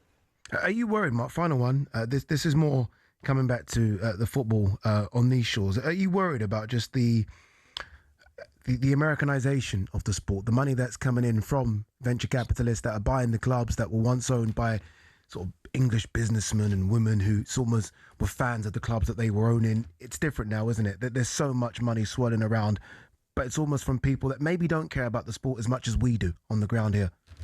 Yeah, it is a constant concern. I think the advent of the independent football regulator will help to some extent. But at the end of the day, football's got to stand back and look at itself. I mean, to be quite honest, in America, they say, in terms of politics, it's the economy stupid. In terms of football, it's wages stupid. We've got to do something ourselves to make sure that we control the way in which we spend stuff. But actually, what I do not like is the idea that, commercialization means that fans become customers. And just touch it very briefly in the World Cup, you saw that in spades. You saw that on the basis that the whole siting of the tournament was no thought, I think, was given particularly to where fans had to travel right across the Americas from Mexico to Canada. You saw this sort of dynamic pricing of tickets, which went through the roof. Then you saw FIFA endorse a secondary market. So for ticket touts, well, hey, make hay. And then you saw, even the trains were allowed to massively increase their prices to price gouge fans. So there's an example of fans becoming customers, and there's no control over that. And I think that that's really necessary, especially in these days when how much does it cost to go and see a Premier League side and so forth? But you've got to do it to compete because you're not controlling wages. Crazy times. Mark Palios, I appreciate you coming on. Thank you very much. Mark Palios, their former FA chief exec. All right, still to come, we're going to be discussing whether Man City have found their Rodri replacement the impossible job. But first, it's time for no Googling. All right, we want to know which manager has been promoted to the Premier League the most times. Which manager has been promoted to the Premier League the most times? Answer when we come back.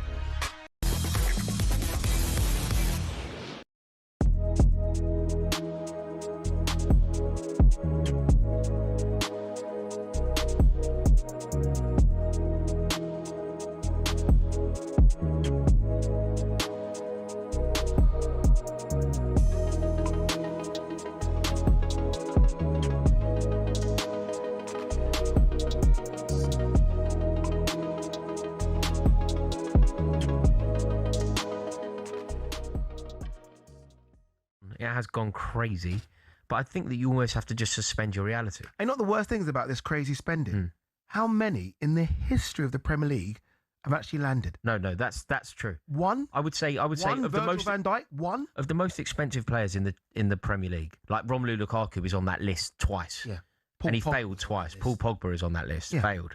Harry Maguire's not failed, but I mean, Andrei Shevchenko at one point would have been on that list. Failed. Fernando Torres at one point would have been on that list. Failed. Yeah. There are countless examples of players who have moved for huge amounts of money, come with that level of expectation. Declan Rice has lived up to it. Declan Rice has most certainly lived still up to too much, but he's lived up to it. Well, Declan Rice is actually an interesting one because I would argue that if there is a £100 million player, Declan Rice is it. Declan Rice. That's I think Declan Rice has 100 million. Well, if you look at what Declan Rice has done since he's been at Arsenal, he won European silverware, uninspiring European silverware in my opinion, but he won European silverware at West Ham. He then went to Arsenal and was the catalyst to them ending a 20-year Premier League trophy drought. So yeah. Over the last few years, Formula One has gone from elitist and insular to a global entertainment brand. The transformation's down to American investment group Liberty Media, who cultivated a new image for the sport since buying it in 2016. Better access to drivers, improved content on social media, and tapping into the US market have given F1 a massive boost in both attention and revenues. But is everyone happy? The fans certainly are, as evidenced by Drive to Survive. Almost 7 million people per season have tuned in to get all the gossip and all the drama from the paddock. The extra exposure means the drivers can demand a higher salary too. In 2010, the top drivers were earning $20 million a year, which isn't bad.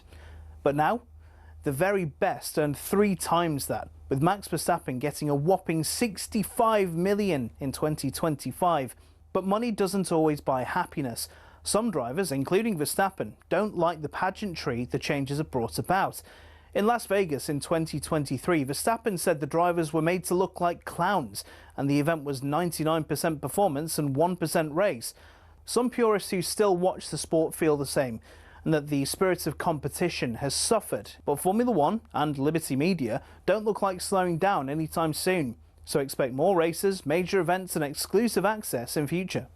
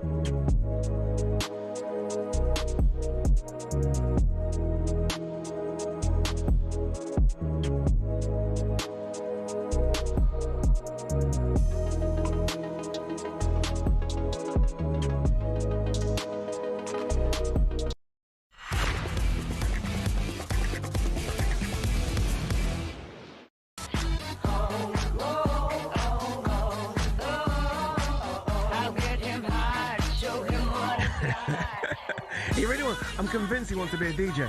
He's auditioning for Ibiza. You need it now. He needs to go now. Speak to Majestic. I think he can have an opening for you. You're listening to Drive on talkSPORT. Oladipo, Rory, Jennings. A few moments ago, we brought you the second no Googling question of the show. We asked which manager has been promoted to the Premier League the most times. Do you know the answer, Mr. Jennings? Go on, tell me. No, go on, have a guess, though. Go on, have a guess.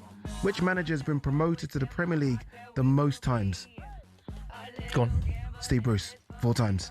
4? Yeah, Birmingham City, Birmingham in 2001-2, in 2006-7, and Hull City in 2012-13 and 2015-16.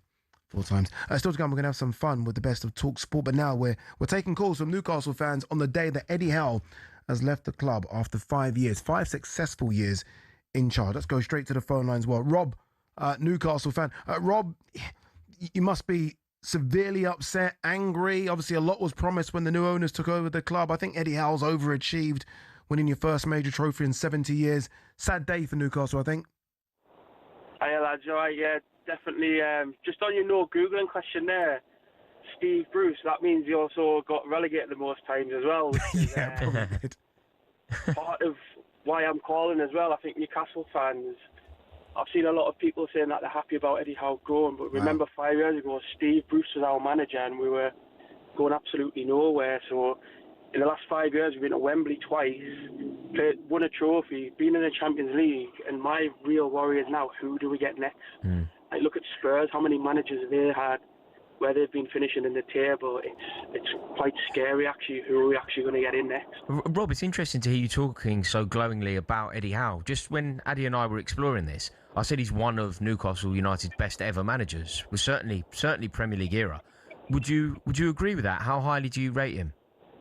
Yeah, I mean, absolutely. So the first manager I remember probably is Kevin Keegan. That was the first game I went to, obviously. And I'm a legend up in the North East. And then the likes of Bobby Robson. Eddie Howe, on paper, he's won a trophy. Yeah. Played in Europe consistently over his tenure. It's hard to argue with him being the best manager in our Premier League days from the early 90s, to be honest with you. So yeah, it's quite a painful day. Yeah, the numbers would suggest, I think, that he probably is the best Premier League manager. I mean, obviously it was exciting times under Sir Bobby and certainly under Kevin Keegan, very exciting times. But in terms of numbers and a trophy, Eddie's probably at number one. Last season, though, very quickly, finishing 12th, you lost 17 games in the Premier League. It didn't quite land with the signings, Voltemade, Elanga, Johan Wissa. That's kind of where it went wrong, didn't it? The transfer window in the summer. Yeah, I think obviously the Isaac situation didn't help matters. That dragged on far longer than it should have. And it set the tone for the start of the season. But when you look at like we've lost Tonali. Personally, I still kind of get over Tonali not playing in the Tyne-Away derby, but then playing and scoring for Italy 3 days later. It's like, I'm not saying he lost the dressing room, but a lot of it's got to go back onto the players as well. Yeah, sad times. Cheers, appreciate the call. Let's keep the phone calls coming. Busy phone line at the moment. 03717 22 3344. Come and have yours say. Let's go to Phil, the Newcastle fan. Phil, look, he's left. We don't know if he's been pushed, but I guess the noise is that he's left. Do you think he's made the right decision? Do you think it almost became a case of he can't get the players in he wants? The club is selling the best players. I mean, Gordon going must have really hurt him. And then Tonali, who put a lot of faith in. It was almost like he was trying to work magic with his hands tied behind his back.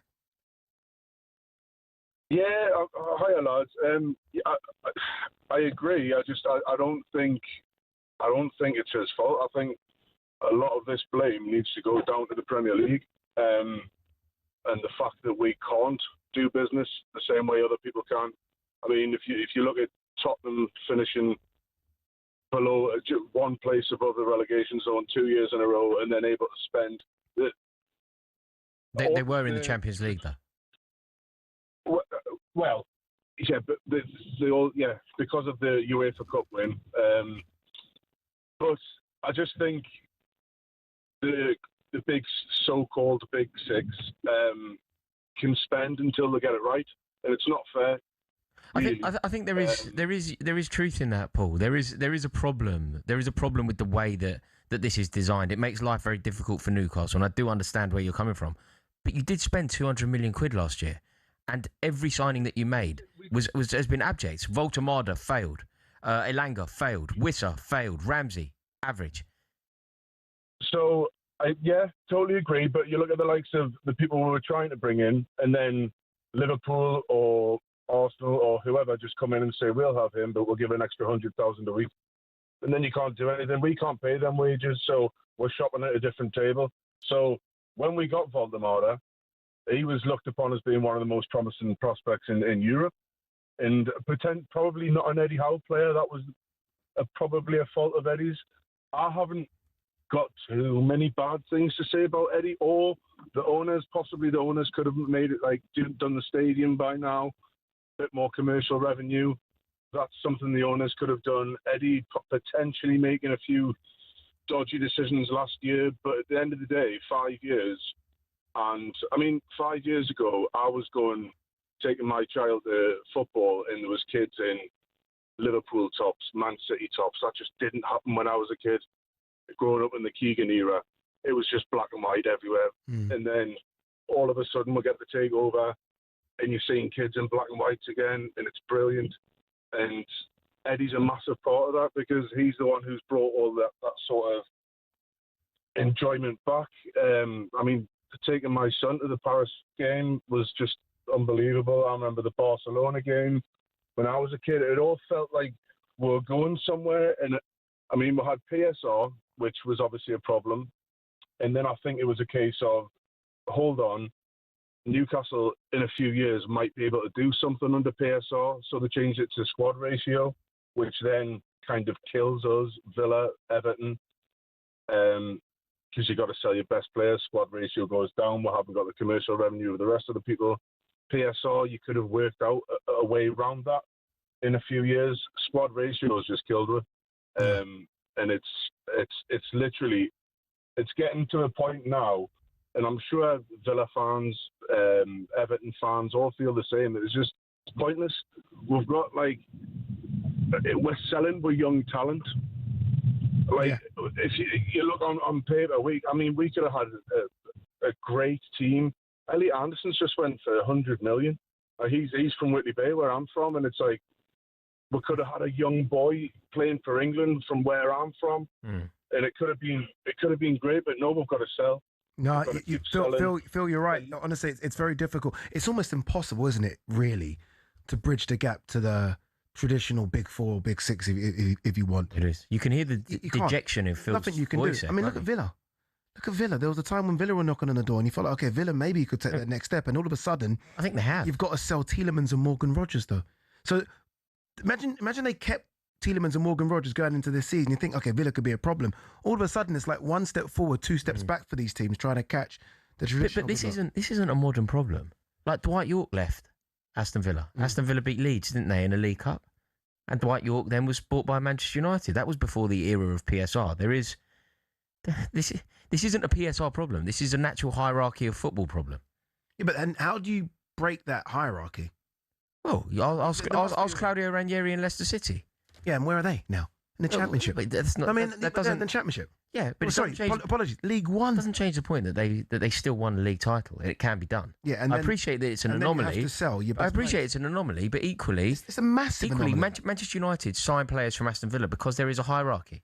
That's how football is. This isn't a PSR modern day. No, it is, because PSR say, unfortunately, your revenue's not enough now. You've got to sell your best players. So it is a PSR issue where they've said, okay, you're not making enough money through the books. You've now, unfortunately, even though you're that close to catching the big four, you've now got to sell your best to balance. Look, Phil, who we just spoke to, the Newcastle United fan who was talking about taking his son to the game. You don't want to. I respect that, and I respect Newcastle United hugely, and that Gallagher is one of the best ends in football in this country. But equally, when he was talking about losing out on players, Ekitike, for example, and he said, he gets another $100,000 a week. That might or might not be true. But the reason Ekitike went to Liverpool is because of Liverpool's glorious history. The reason Ekitike chose Liverpool is because they were the champions of England.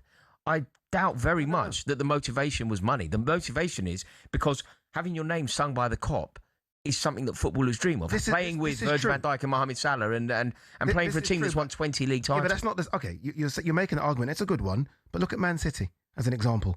Man City came. There was no, I want to play for Man City. Man City came and took over because they chucked more money at it than anyone else could. And other clubs haven't been afforded that. They've not been allowed. Newcastle could do or could have been the next Man City if they were allowed to. Chelsea and Manchester City is a slightly different story. But when Newcastle are losing players to Liverpool, or when Aston Villa are losing players to Manchester United, that's a tale as old as time. 100%. But if you're a Newcastle fan and you hear, okay, we've just been taken over by the richest family in Saudi, we're thinking, okay, we're going to be Man City in a couple of years. All of a sudden, you're not. Yeah. And that's a PSR thing that's blocked them. Agreed. Yeah. But equally, the reason that it hasn't happened is because they didn't qualify for the Champions League as often as they could have done. They spent 200 million quid last year, and virtually to a man, they've underperformed. They had the opportunity of getting players over the line. Liam Delap, Mark Gahey, they didn't. Okay, again, we're continuing. Like Gomaris, Tonali, they all cost a lot of money. When Man City make a signing and it fails, which they do under Pep, I know everyone likes to think it doesn't. I mean, you've listed some. What does he do next season? Yeah, he'll goes and buys another one. Immediately says, okay, that failed. Forget that for a second. Let's go and shop in another market and get. Newcastle can't do that. No. Aston Villa can't do that. No, I agree. Yeah. There might be more constraints. They have to get their signings right. But if you sign Voltemada and he turns into an absolute dud, you're going to have to live with those consequences. And I don't think that's necessarily a bad thing. Let's quickly squeeze in one more if we can. Michael, the Newcastle fan. Michael, you're hearing what me and Rory are going back and forth on here. I almost feel like you've been restricted in order to go to that next level. And look, sometimes the big boys are the big boys, but I almost feel like Newcastle could have gone, and unfortunately PSR have said, nope, you can only go so far. Hey, mate, when I was... My son, when he was 8 years old, he said to me, Dad, have I got a present that isn't black and white? It was magnificent. That was how it should be. I feel so sad that Hal's gone. He's a legend. He should stand up there with Keegan and Robson, and Shearer, and be up there. And honestly, it's a heartbreaking day. I just hope and pray that what's going to happen is that he's going to be set up for the England job. Yeah, I guess that's what you almost wish this happened 12 months earlier, because he was the one. He didn't even get interviewed for the England job though. The FA just totally backtracked on everything that they set out to do under the Gareth Southgate pathway. That Howard Wilkinson and whatever else, they sold their soul. Yeah, Eddie Howe will be okay. I think we can say Eddie Howe will walk into a very, very big job once he's had a little break from football, which I think he's probably going to go and do. All right, when we come back, we're going to have an update from the Commonwealth Games, and we're going to do the best of talkSPORT.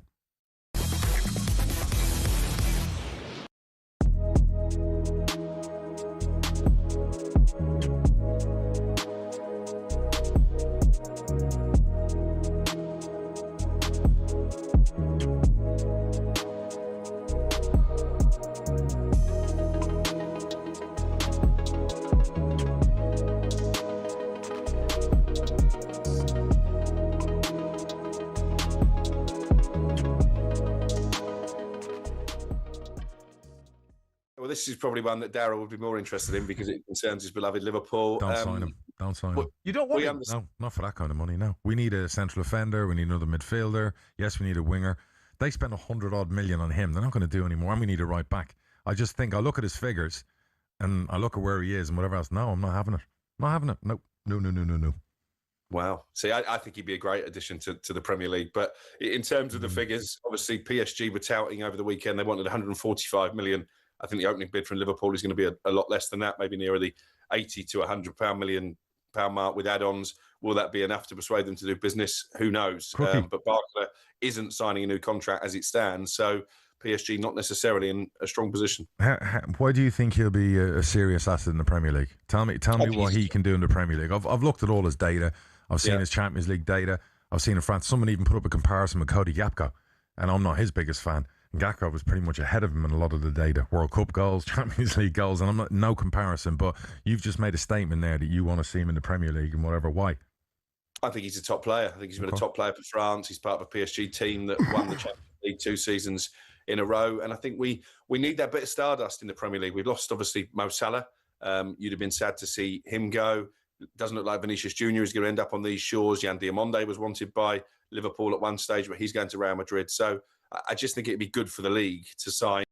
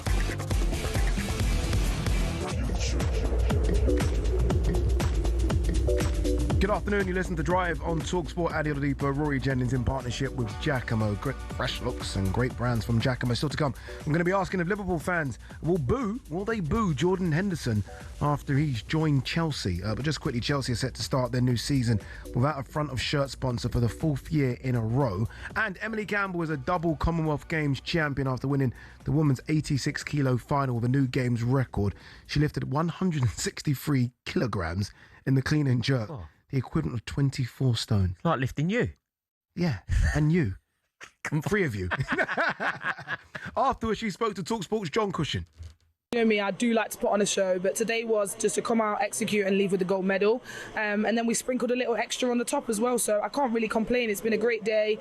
You know, training's been pretty tough in the lead up to this. Like, I'm saying elite sport is hard, but elite sport in your 30s is a new level, and I'm having to adjust to that. I'm having to adjust to the new body that I've got and being older. And so it doesn't always look the same as it used to, but, you know, I've trusted in my training, I've trusted in my coaches and my team, and that's why that happened on the stage today. Well done to her, the best powerlifter we've ever produced in this country. All right, this is now time for this.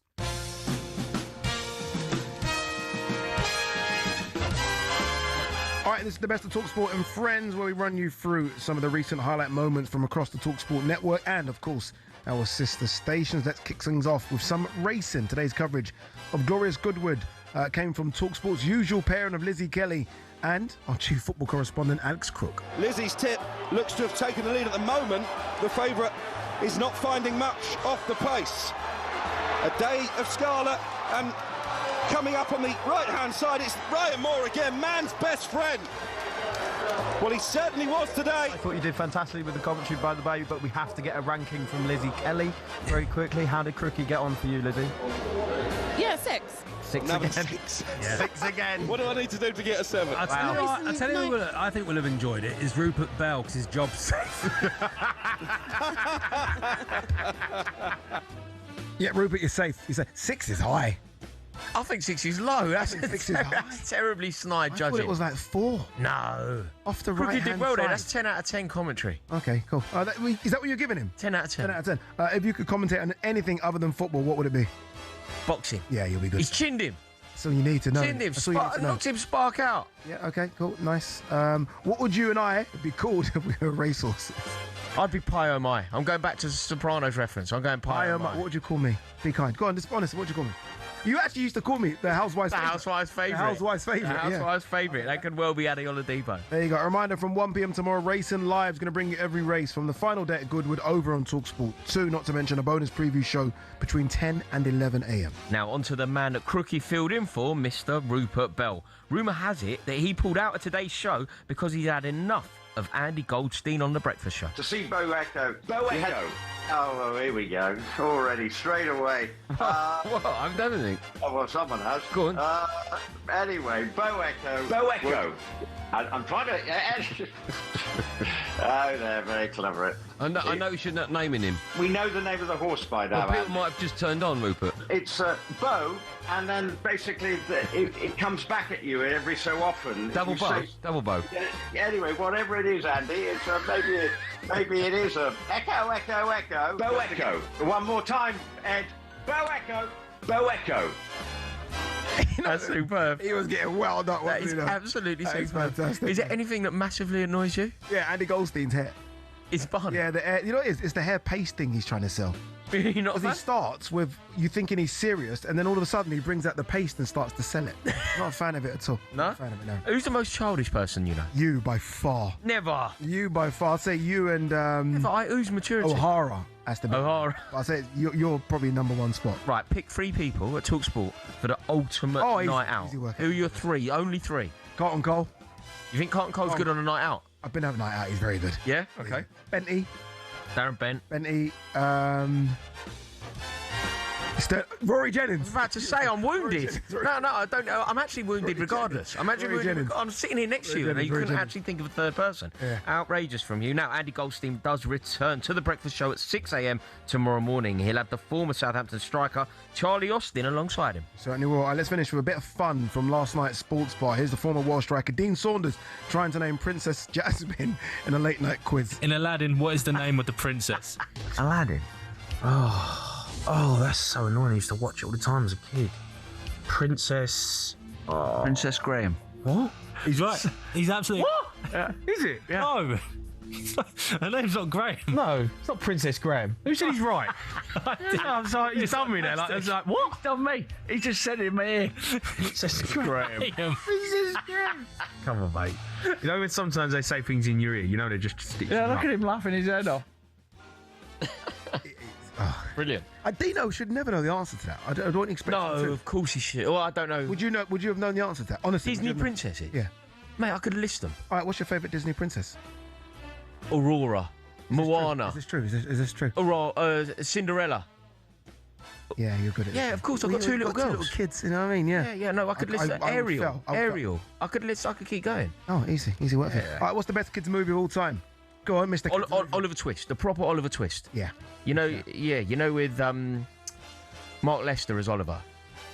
The proper old school Oliver Twist. Yeah. It's unbelievable. You know, they're all in a workout. Did you ever audition to be in an... I was on a Palladium Oliver Twist, mate. Really? Yeah, great people stuff. Forget about you for that. Who would you and I get on if we entered a charity game of Who Wants to Be a Millionaire? Me and you? Yeah. Mate, you'd lose all the money. I'd pile it high. I'd stack them high. I'd have fat stacks. And you'd lose it all. You get to the 32 grand and press the self-destruct button. You know, like, I want to respond to you. You would do that? No. You would do that? The worst thing about you is you'll say, bank it. Bank it. Guaranteed this is the answer, Ade. Ade, this is the answer. 100% and it'll be wrong. That's the worst thing about you. Make sure you get your calls in when the Sports Bar returns at 10 p.m. this evening. Sam Ellar is going to be alongside Jermaine Pennant. How would Jermaine Pennant do in Who Wants to Be a Millionaire? Jermaine Pennant? Yeah, what would he do? I plead the fifth on that one. Of course, you can find all our shows on the talkSPORT app where you can swipe. I think he'd win it. He'd get £1 million. Jermaine Pennant wins £1 million. You can swipe between talkSPORT and talkSPORT 2 and all of our sister stations so you don't miss a thing. Live trivia coming up next, but first, here's the news with talkSPORT, Tom Clayton.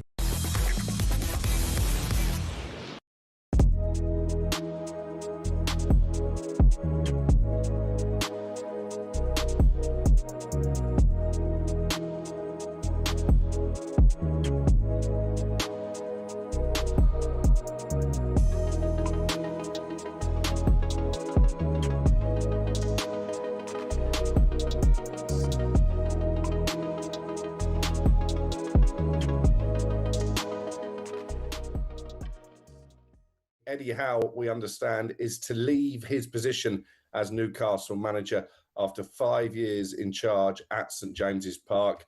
It looks like this is as much Eddie's decision as it is the club's. I know there's been frustrations in the transfer market with various potential deals falling through. Obviously, Anthony Gordon, Sandro Tonali, potentially Bruno Guimaraes leaving the club. And it looks like Eddie Howe has decided now is the right time for him to take a break. So Eddie Howe to leave Newcastle, we understand at talkSPORT, after 5 years in the job. Coming in to replace him potentially is the German Matthias Yassel, currently coaching over in the Saudi Pro League with Al Akli. So this could develop very quickly. Yeah, thanks for that, Crookie. Let's stay there. We've got questions for you. I mean, this is absolutely huge for so many reasons. One is the fact that the start of the Premier League is only, 3 weeks away. Where does this leave Newcastle now? Well, as I say, they're moving quickly. Just got a message from my colleague Ben Jacobs that Yassel will be the new manager. That deal is already agreed. So I guess a smooth transition in that regard, but it's not ideal, is it? Just a few weeks before they play Liverpool. I'll be there.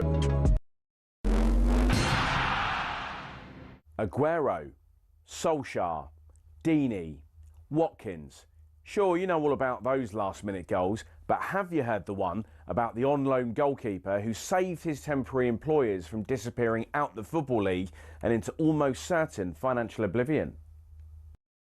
Back in 1999, Carlisle United, managed by Nigel Pearson, were fighting to stay in the Football League. Carlisle's finances were precarious with a capital P that season, leading to a scenario where, with 3 games to go, they had to ask the FA to sanction an emergency loan deal to bring in a goalkeeper. Swindon Town's Jimmy Glass arrived at the club. His efforts in his first 2 games earned the Cumbrians 2 draws. Those vital points meant that Carlisle went into their final game of the Division 3 season, now League 2, needing to beat mid-table Plymouth Argyle in front of their own fans and hope their relegation rival Scarborough didn't win against Peterborough at home. The game at the McCain Stadium finished 1-1, and with the same scoreline at Brunton Park deep into injury time, Scarborough's fans invaded the pitch en masse, believing their Football League status was secure, convinced they'd done enough to stay up. However, there'd be one more plot twist. Carlisle won a corner in the dying seconds, and up came Jimmy Glass. In one of those you couldn't make it up moments, Glass scored from a rebounded header and was promptly swamped by teammates and thousands of fans who quite simply couldn't believe what they'd just witnessed. As for Jimmy Glass, he became an overnight celebrity, but he never played for Carlisle again, and his playing career never really kicked on after that defining moment. He took on various jobs outside of football before finding his way back into the sport as player liaison officer at Eddie Howe's Bournemouth, and most recently the general manager at non-league Wimborne. Not the fairy tale ending to one of the most Hollywood moments in football, but the name Jimmy Glass will live on forever as the scorer of that goal, arguably the most important in any club's history.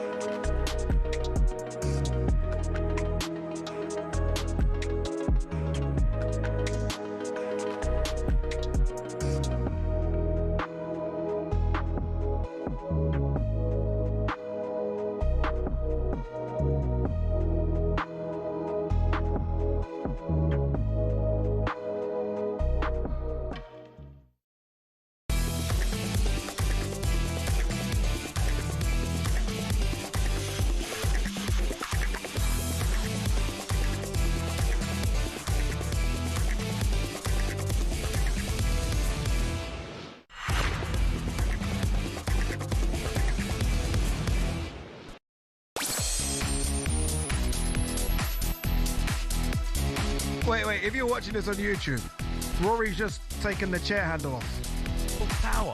What's going on with you? You've been on steroids. You've been on steroids. I've just ripped the arm off. How have you done that? Called power, mate. Bicep curls. Rory needs a blood test. I think he's been on the injections. And an androlone. yeah, he's been on something. All right, listen to Drive on talkSPORT. Andy Oladipo and Mr. Rory Jennings. Good afternoon, and we are in talkSPORT Drive. And you're with me, Jermaine Pennant, and to my left coast is Andy Goldstein. Jermaine's going to message in soon. He's going to message in. I'm going to have to put him on. Mate, that was you. You started this problem. You asked me how much money would Jermaine Pennant win on Who Wants to Be a Millionaire? A very innocent question. No, it's not an innocent question. And it's a completely loaded question. No, you could have said, I think you get to $500,000. No. But you started laughing. Why did you ask the question then? Okay, let me explore your motives. Why did you ask that question? Because you worked with him a couple of weeks back. Yeah, and I said he was incredibly erudite. Exactly. That's why I wanted to know how far you think you would go. Well, I said $1 million. There you go. That's it. All right, so to come, we're going to be joined in the studio by comedian and Spurs fan Josh. We're giving Spurs fans a lot of love, aren't we? AJ Tracy, now Josh James. But Josh James, great guy, great comedian as well. But first, if you're just tuning in, the huge news today is that England and the other members of UEFA will boycott FIFA's tournaments if Gianni Infantino goes ahead with his plan to sell stakes in the World Cup to private investors. We were joined by former FA chief exec Mark Palios a bit earlier, and we asked him how damaging this will be for FIFA in the long run. I think if just the Europeans did it, it'd be massively damaging. In terms of the other CONCACAF and Asia are the two that particularly said something. I think if they had a boycott, I think that's damaging to Infantino. I think he would definitely then have a real problem rather than FIFA itself and the World Cup.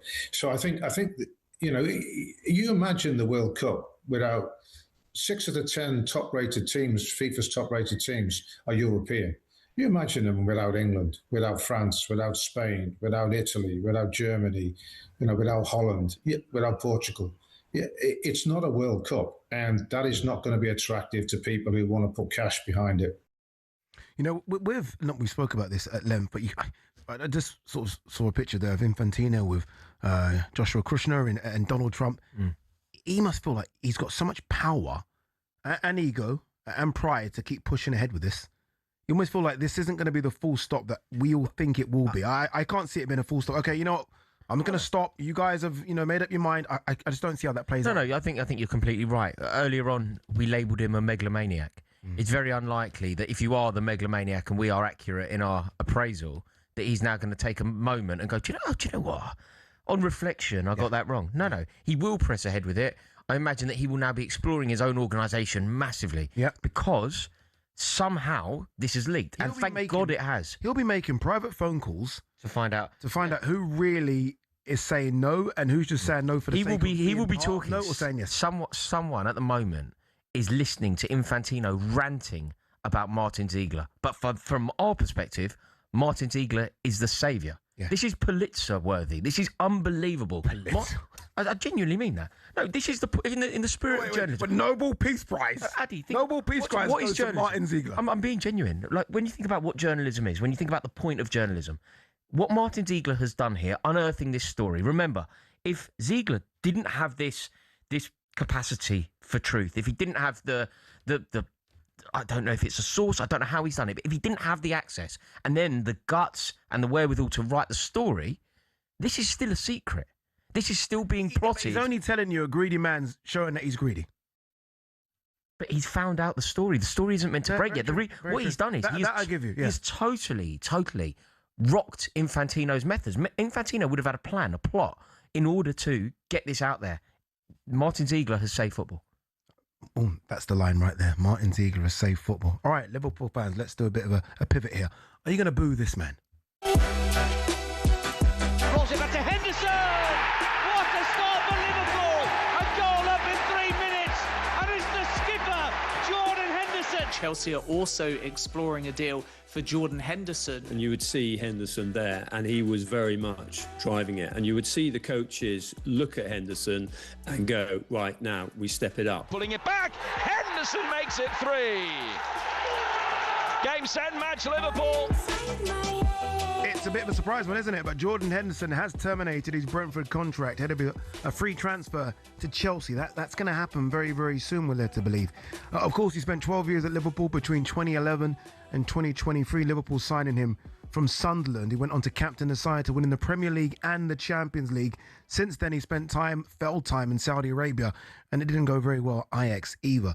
Former England captain Stuart Pearce was alongside Andy Goldstein on The Breakfast Show this morning, and he discussed Chelsea potentially signing Henderson as well as Danny Welbeck. Well, 2 players I've worked with at under 21 level, fantastic individuals, fantastic, good leaders, really good leaders. I think Jordan Henderson's probably one of the, if not the best in football leaders that we've got in the modern game at the moment. Yeah, I guess the question is he still that? But the bigger question is him going to Chelsea as a former Liverpool captain.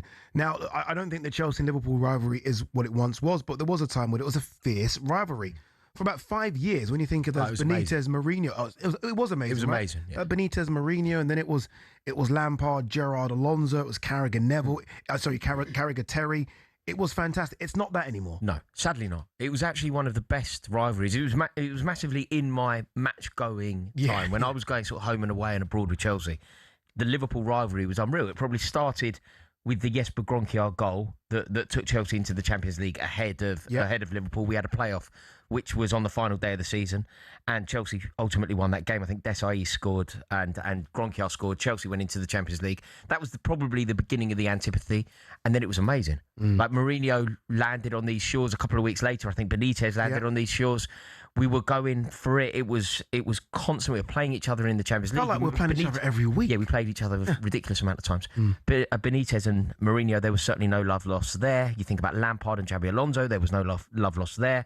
And then it all culminated in that Fernando Torres transfer, which we thought at the time was going to be the signing to take us into an era of absolute dominance. And also Fernando Torres' statement about wanting to leave Liverpool and to go to Chelsea and why. Yeah. Almost making it seem as though he's going to the bigger club. And then obviously, let's not forget, a couple of years prior to that, he tried to sign our captain. You know what I mean? Maybe Liverpool's greatest ever player. And he was close to going.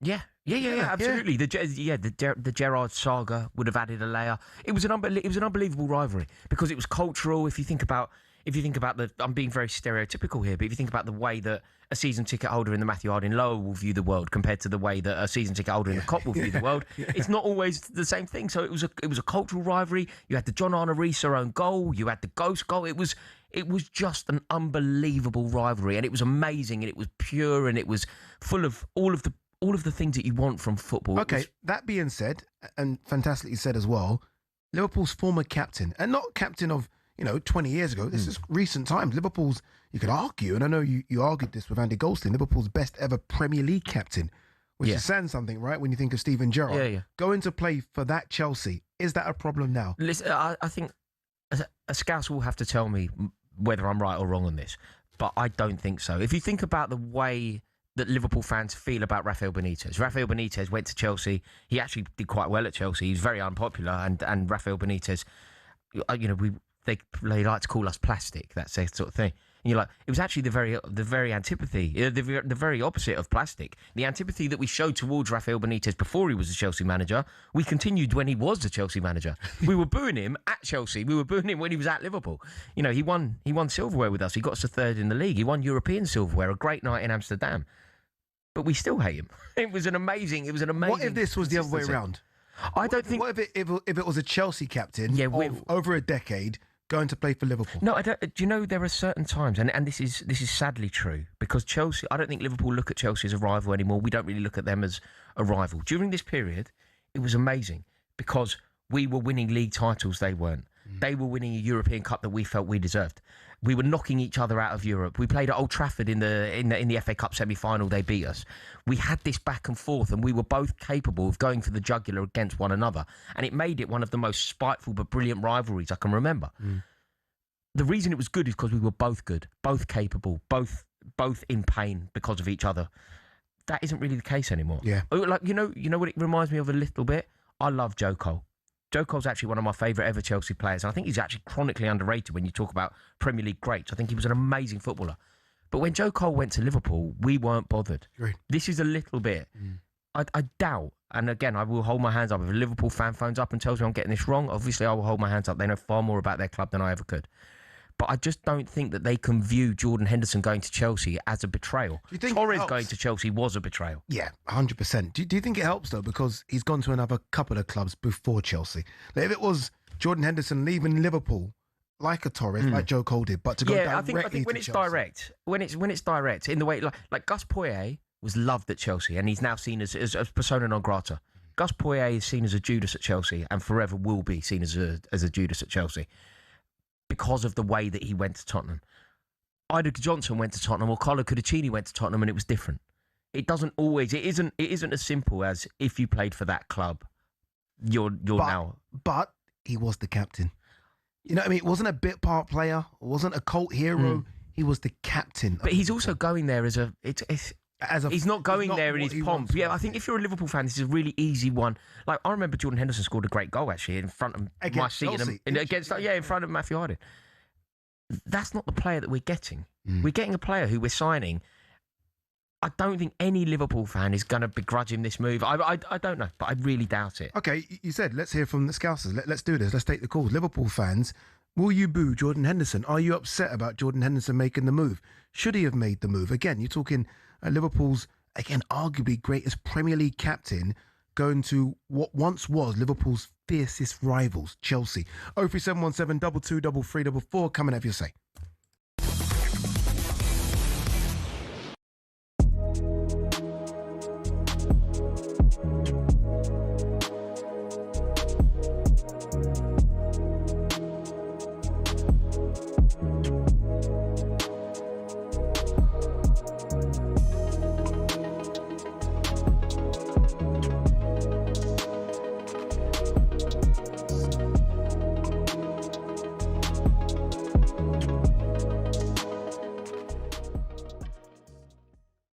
Up and said you got 10 players better than John Stones. I said all time. I didn't say Prem, but let's stick to Prem. All right, let's do this. Go on. Virgil van Dijk, John Terry, Rio Ferdinand, Nemanja Vidic, Vincent Kompany. Yeah, that's five. All right. Yeah. Are we going Tony Adams? Oh yeah. No, you're not gonna say. No, but go on. I would. Campbell. I'd do Sol Campbell, defo. And I'm a Tottenham Sol fan. Campbell, come on, JB. Keep going. I'm going Sol Campbell. Yeah. Oh. Gary Pallister. Carvalho. Mate, come on. Carvalho. Don't help him. Why are you helping him? Carvalho's not better than John Stones. Carvalho, Ricardo Carvalho. Jamie, Jamie, hear me give out. me a break, man. On his day, prime for prime, one game for a final, Ledley King. Yeah, Ledley King. What, you telling me Ledley King? Oh, come on, Jamie. Listen, Jamie, not the career, but for one game in his prime. I watched John Stones playing the Champions League final. I know he was unbelievable.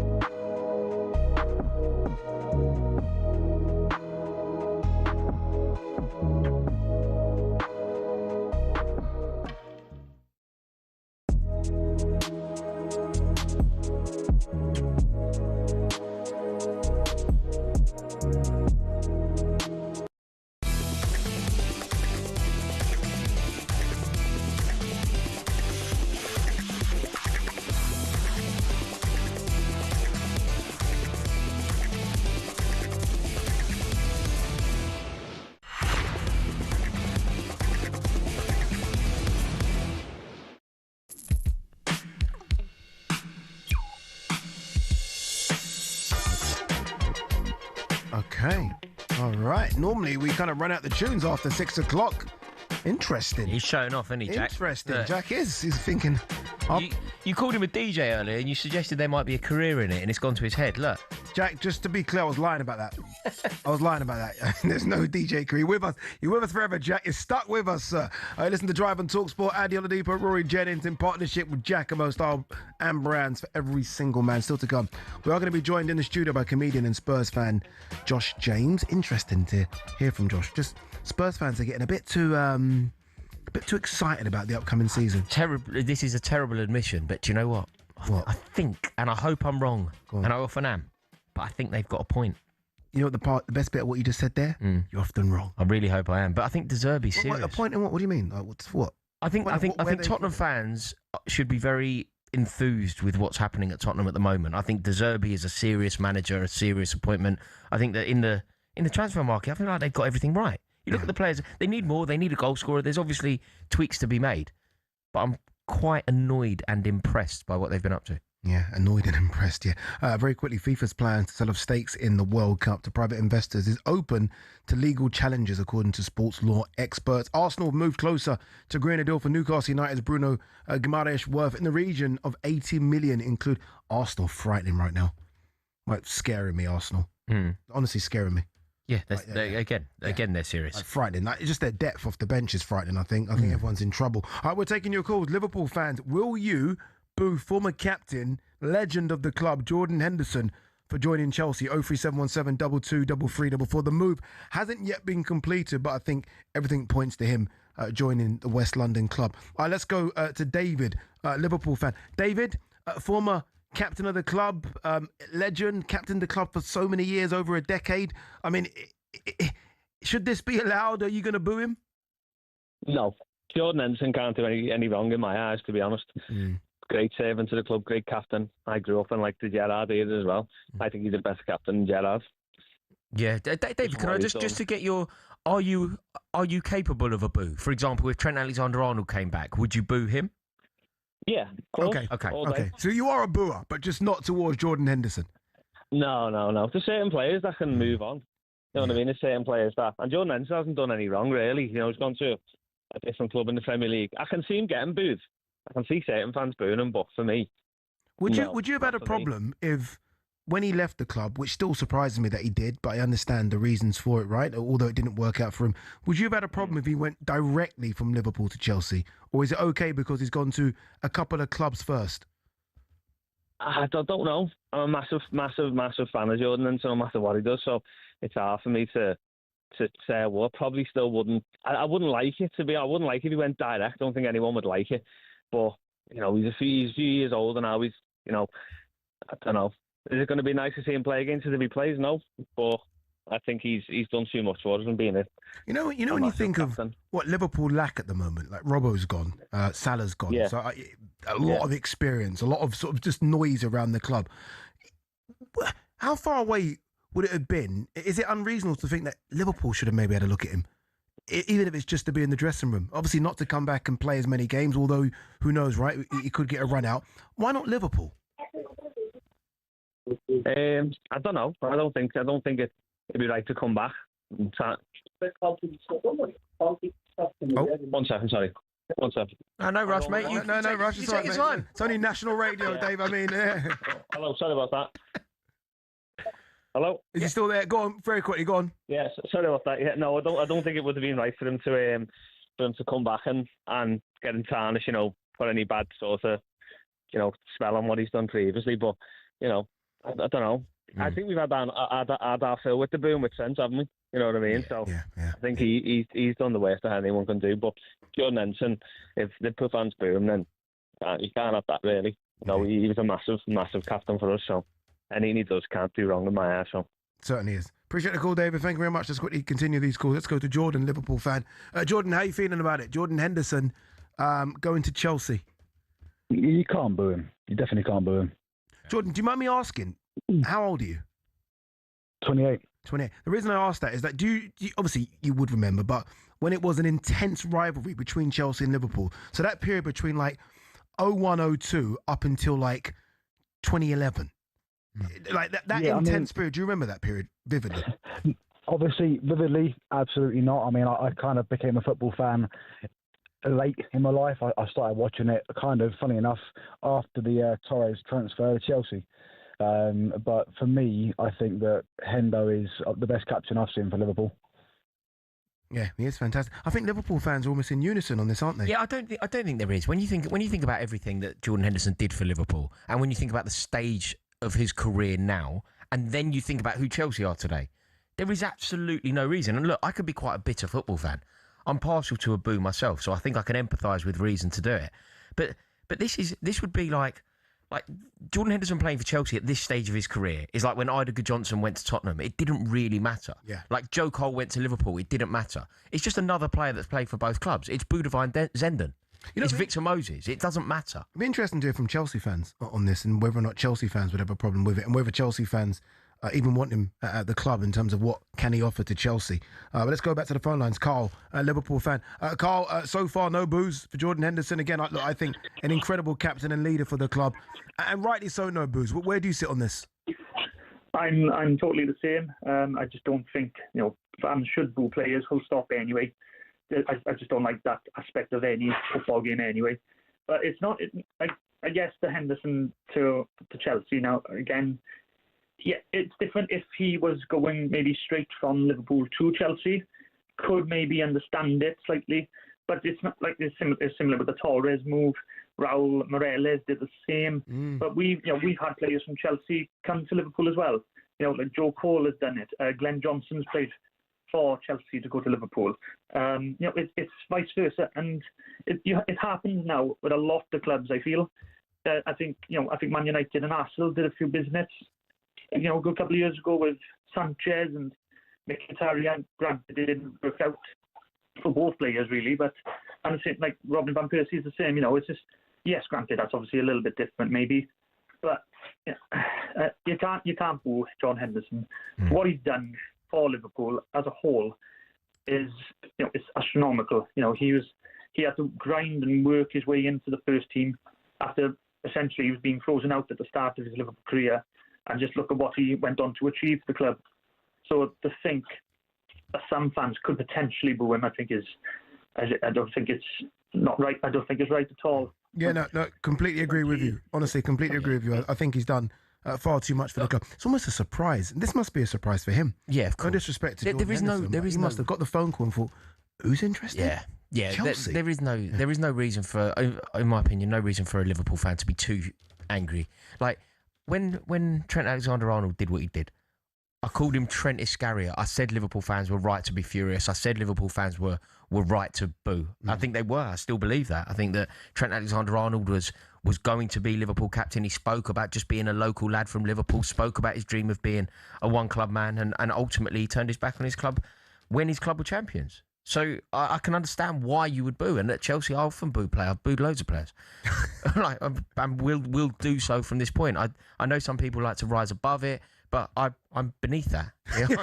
I am massively beneath that. I will thoroughly enjoy booing players who, like, I would honestly boo Graham Stewart now for signing for Everton in about 1995. Yeah. Like, I would boo Gus Poyet now for going to Tottenham in 2001. Yeah, no. But this just isn't an example of justification to boo. You just can't do it. And certainly you can't. And it's good to hear from Liverpool fans all in unison about that. We are not going to boo Jordan Henderson.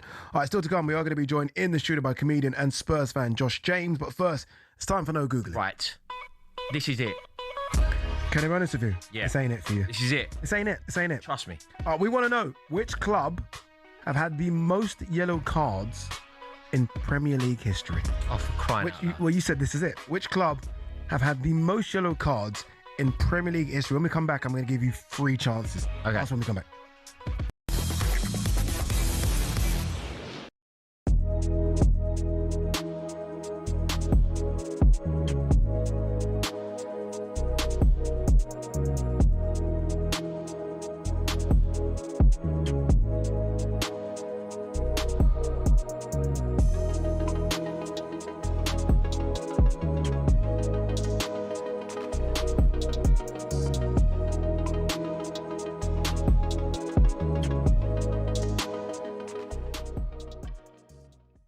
John is a Newcastle fan, joins us now. Good morning, John.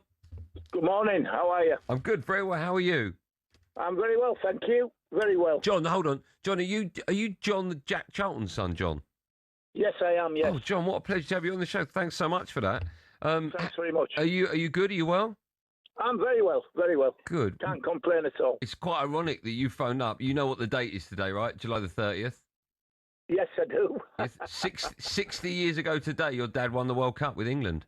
Yes, and funny enough, me and Eddie were talking about his medal. Yeah.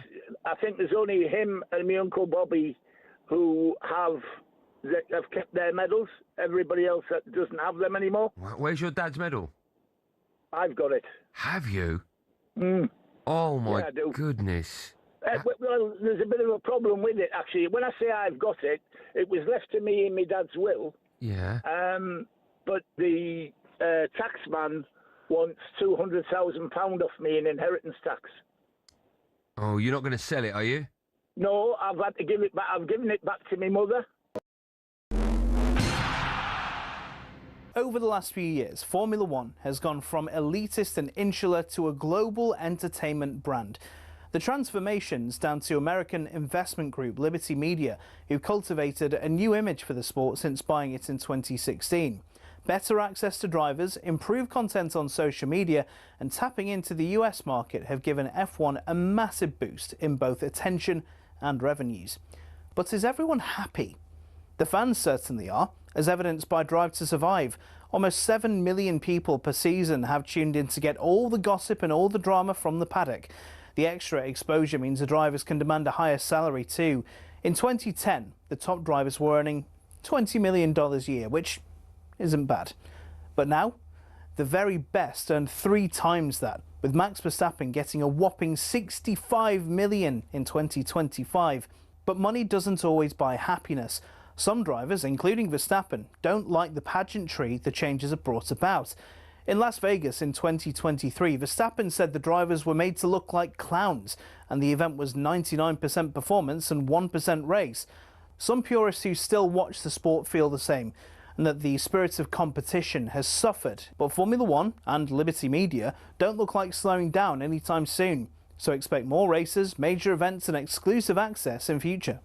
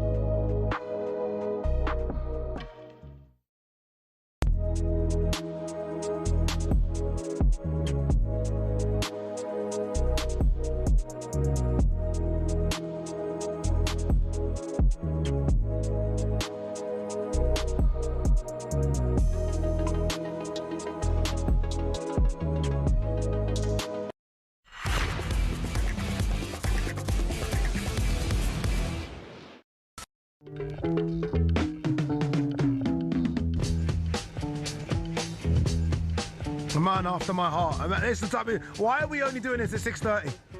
Hey? Why are we doing it at 6:30? Listen to Drive on talkSPORT. Adi Oladipo, Rory Jennings. A few moments ago, we brought you the final no Googling question of the evening. We asked, which club have had the most yellow cards in Premier League history? The answer is... I believe the answer is Arsenal. Jamie Carragher. Look at him name drop, because Jamie Carragher just messaged me. Yeah, he just messaged me. What can I say? Go on. Let's see who's right. I'm saying Arsenal. Go on. Jamie Carragher saying Everton.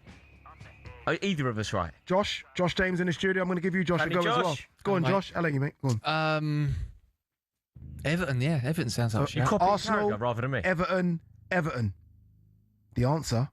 Mate, you should have hedged our bets a bit. The answer, one second, bit more. Any other club, mate? 1 second, a bit more music. Turn it up. Oh, here we go. Okay. The answer, Jamie Carragher listening to talkSPORT, is Chelsea. Is it? 2,171 yellow cards. Naughty club. I thought it'd be Arsenal. No, you knew it would be Dennis Wise. Of course it would be Chelsea. He's probably got 1,000 himself. He's probably got 1,000 himself. It's a fact. It is a fact. Incredibly annoying. We're delighted to have, I should have introduced him properly. Delighted to have in the studio with us. Big comedian, big Spurs fan, Josh James. Josh, how are you, my man? I'm very good, Addy. How are you, brother? Can't complain at all. Before we get into the Spurs chat, obviously you guys are doing crazy stuff in the transfer window. Let's talk about you for a second. We worked with each other. We did. What shoot was that? Was that Derek Chisora? How hard was that? Do you remember that? How hard was he on us, both of us? He was not having me at all, though, was he? He was not having me at all. I think I was supposed to do like a sketch with both Del Boy and Deontay Wilder. Deontay Wilder, by the way. Good as gold. The interaction I had with him totally changed my opinion of him. What a gentleman. Yeah. And unbelievable. But yeah, Del Boy was... Was he not having it now? He was not having it. He was just like... That's how I feel when I work with Addy. He was like, get this geezer away from me. Not having me at all. Mate, he didn't have me either, trust me. He didn't. He was giving everyone a hard time that day. Remember how rude he was to me? Yeah. I was like, this is... But at least you could just ask the questions, you know what I mean? He's a bit of a tricky customer, whereas I sort of had to try and make it fun, and it just weren't, was it? It was like...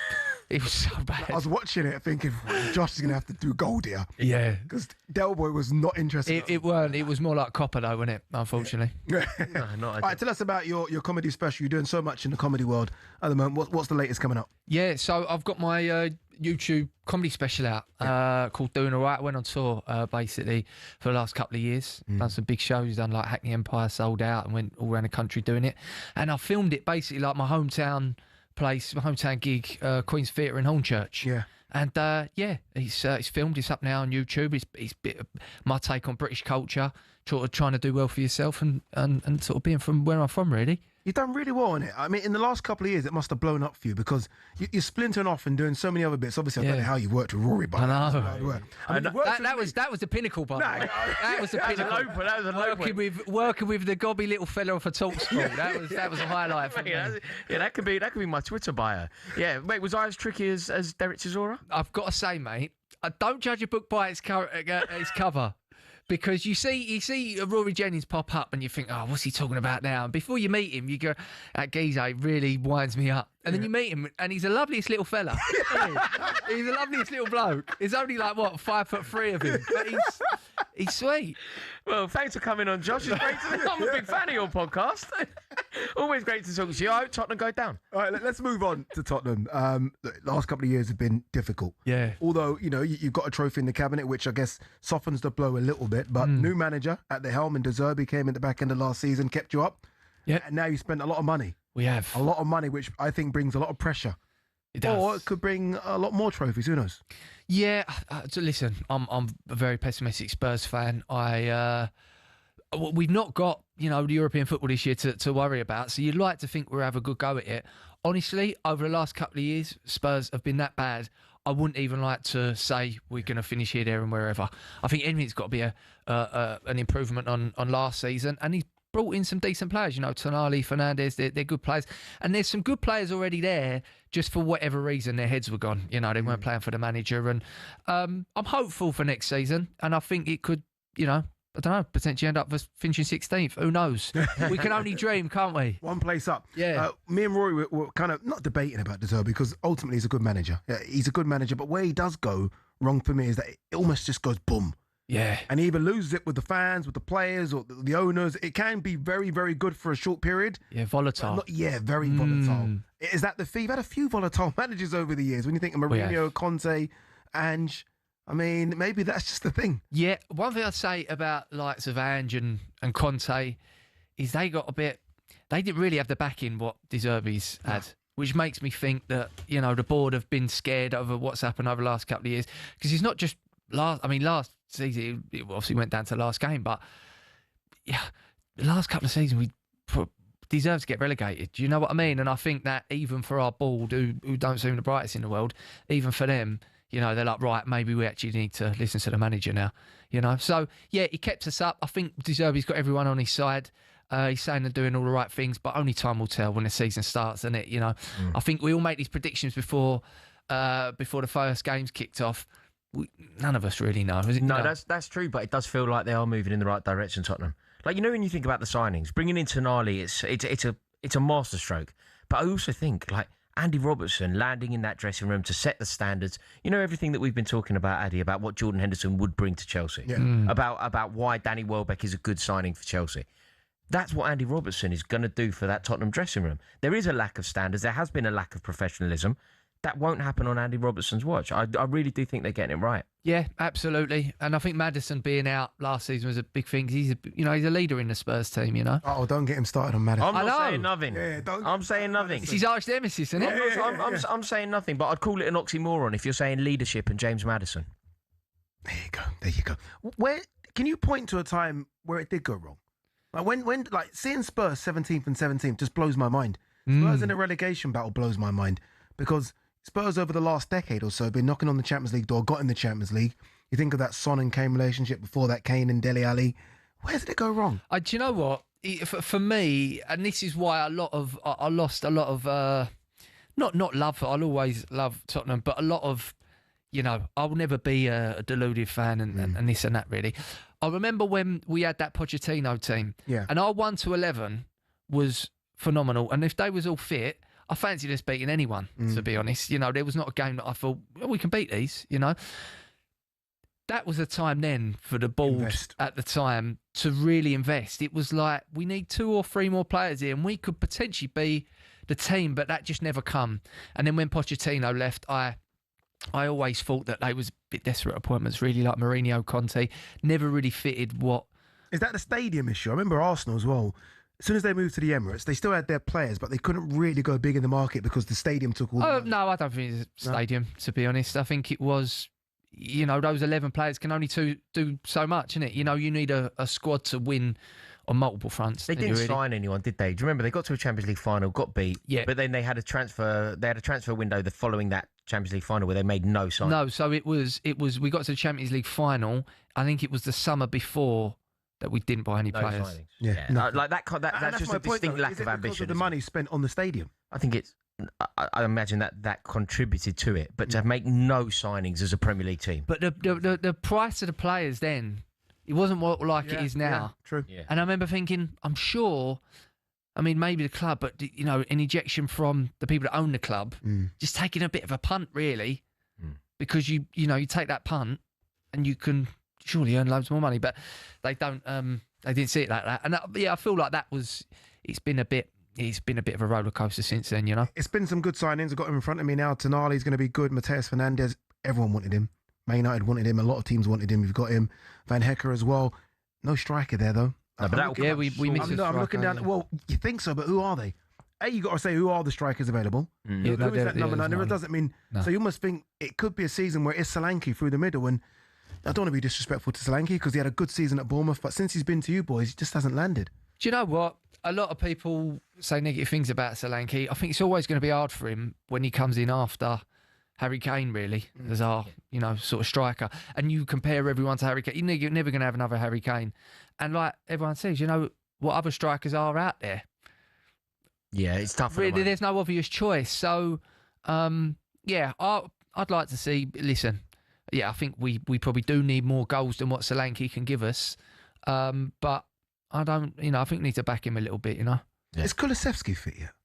No, he's just dead. Like, I mean, there was a time last season we think, we need Kulisevsky. Just, he used to get the ball, run down that right side, and it's just energy. Yeah, he's great. He's a good player. And it's just nothing. No, he's a good player, but like chronically injured. Chronically injured. He just doesn't seem to be. I don't know what's going on with him. So, but I think ultimately Tottenham are in for a good season. You know, Josh, we were having this chat about booing, like booing players and stuff. Where do you sit on that debate? Are you a booer? Would you?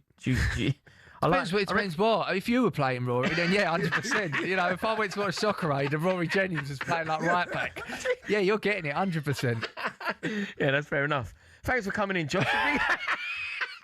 No, booing players, I've never really been too keen on it, to be honest. I mean, maybe if they, I don't know, chuck their shirt down or show a real disrespect towards the fans. Yeah. All right, I'll give you one.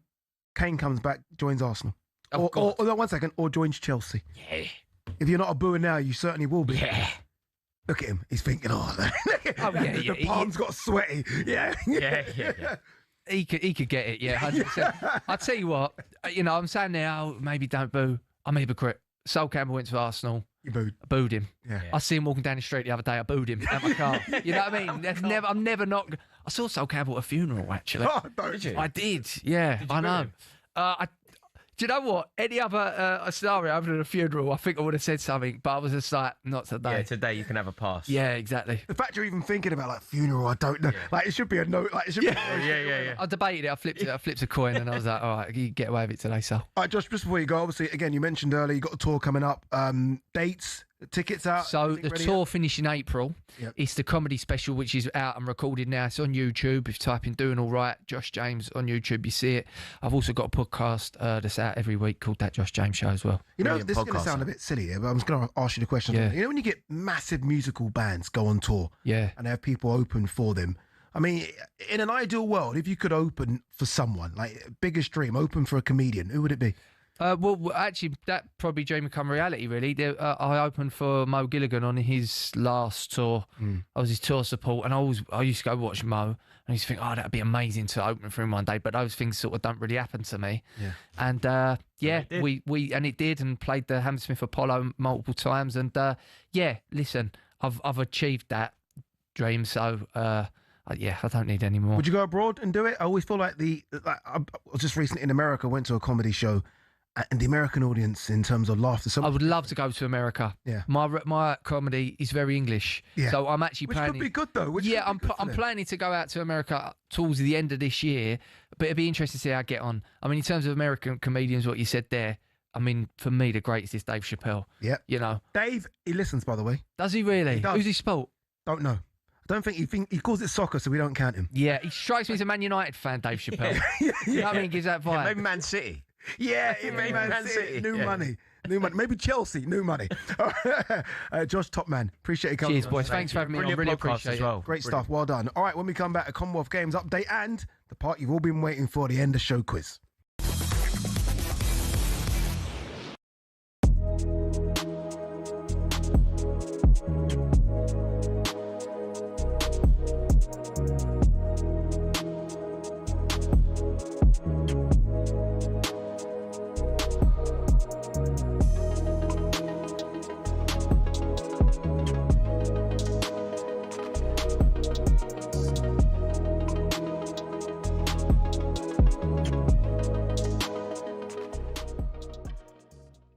Thomas Tuchel, what he said, he's a key player for us, whether as a starter or as a substitute. The word substitute will even be uttered about Virgil van Dijk. Imagine someone saying that to Virgil van Dijk, even at 40. No, I think a substitute. No. You're massively cherry picking. I'm not saying. No. Sorry, they just played the clip. No. They just played the package, and it was Thomas Tuchel, the England manager, saying he's a key player for us, whether as a starter or a substitute. This is appalling from you. This is the very definition. You know when Donald Trump's moaning about fake news, it's you. Sorry, I just basically quoted but how what important the England manager said. Okay. How important is context? The reason that he spoke like that is because he was accused of taking an injured player to a tournament. So the reason that he said he's going to be a key player for us, whether he's a substitute or whether he's a starter, is because it was suggested that you shouldn't take a player who has had an injury-ravaged season. Oh, no. So therefore, injury-ravaged career. Injury-ravaged career, fine. But the reason that he was talking about being a substitute... I feel bad here because you're about to make me bury John Stones, and I don't want to. I think John Stones is a fantastic human being, fantastic defender. You're not going to bury him. Maybe England's greatest defender.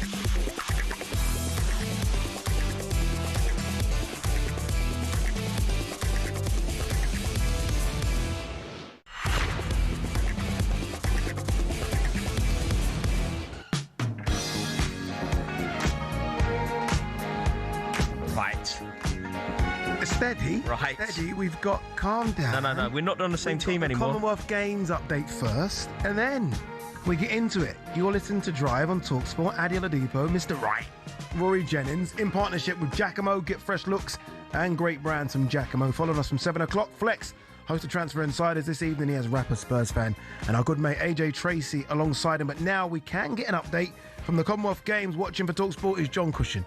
Yeah, and a gold in the velodrome for England. They won the men's team pursuit against Australia in emphatic fashion. Australia led, then England pulled it back with about 6 laps to go, and they still won by some margin. So England already underway with the first day of cycling at the velodrome with a gold medal there. And a gold for Scotland as well. Neil Fackey and Aaron Pope in the men's tandem B time trial.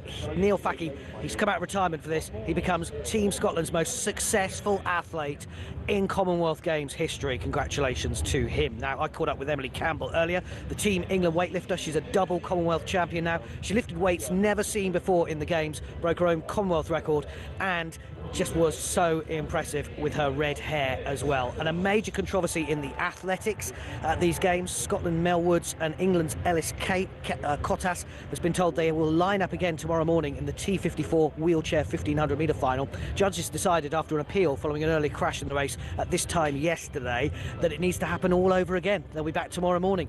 Team England say they're incredibly disappointed. We've got the men's 200 metres and women's 200 metres semi-finals tonight here at the Scotstoun Stadium. The men's 800 metres semi-finals, Max Bergen going for England. The women's 5,000 final, Jess Hull of Australia and Laura Muir of Scotland.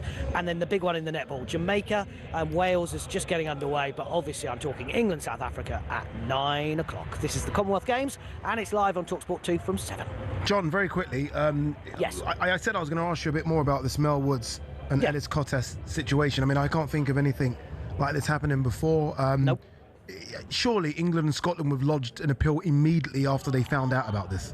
Yep, but there was no appeal process to the appeal process. So the appeal process was the judges decided that this has happened. What's really interesting, though, Addy, is that the Canadian is disqualified, so she's not back in the race. So what they said is the race happened and you've been disqualified, but actually this race hasn't happened for the gold and silver medal and bronze medal. So it's a complete mess. It does happen in the Paralympics that they rerun races, but it doesn't happen in major championships that we see, certainly not that I've ever covered. And I just think it's really heartbreaking for Mel Woods, who was the Scotland gold medalist this time, last night, and this morning she woke up as the gold medalist, and now she's not. And the same with Ellis Cottas as well. So it's a huge issue. And then tomorrow morning they race again, and Mel Woods 90 minutes later is in the 400 metres as well. It's not very good. It's crazy, isn't it? Crazy times. John, appreciate you as always, man. Thank you very much. Thank you. We were upset about VAR in football. I mean, it's now VAR in athletics, isn't it? It's crazy when you think about it. How you can celebrate a gold medal and then be told, no, we have to take that back off you.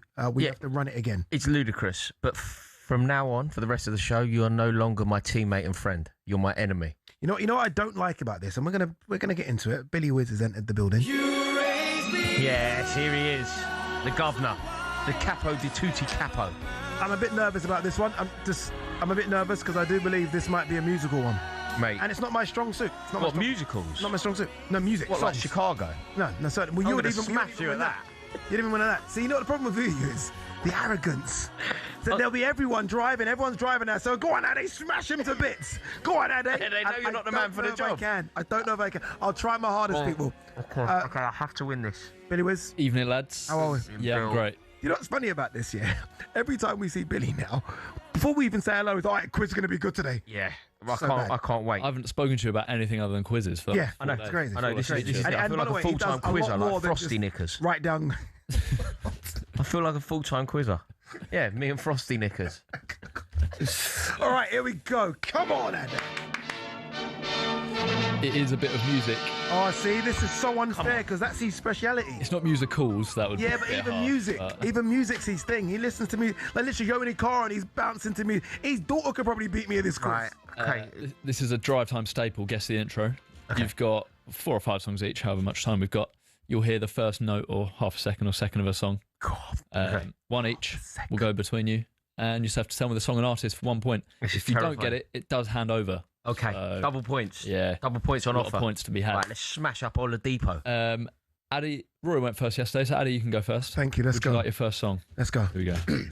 Oh, easy. That's a joke. Come on. Adele. Don't know. Wait. Play again. No.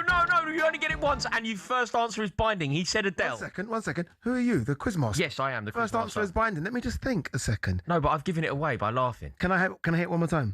Oh, come on, Bill. Show some. I don't know. Okay, I'd like to pass it over to me. One second. The answer is Amy Winehouse, Back to Black. That is the answer. Yeah. Get up there. He went to school with her. This is so unfair.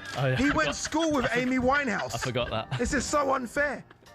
Mate, you've heard the song though. Play me a Kano song. Mate, I watched it. You didn't release that song when we were 15. 1-0 Rory, and you haven't even gone yet.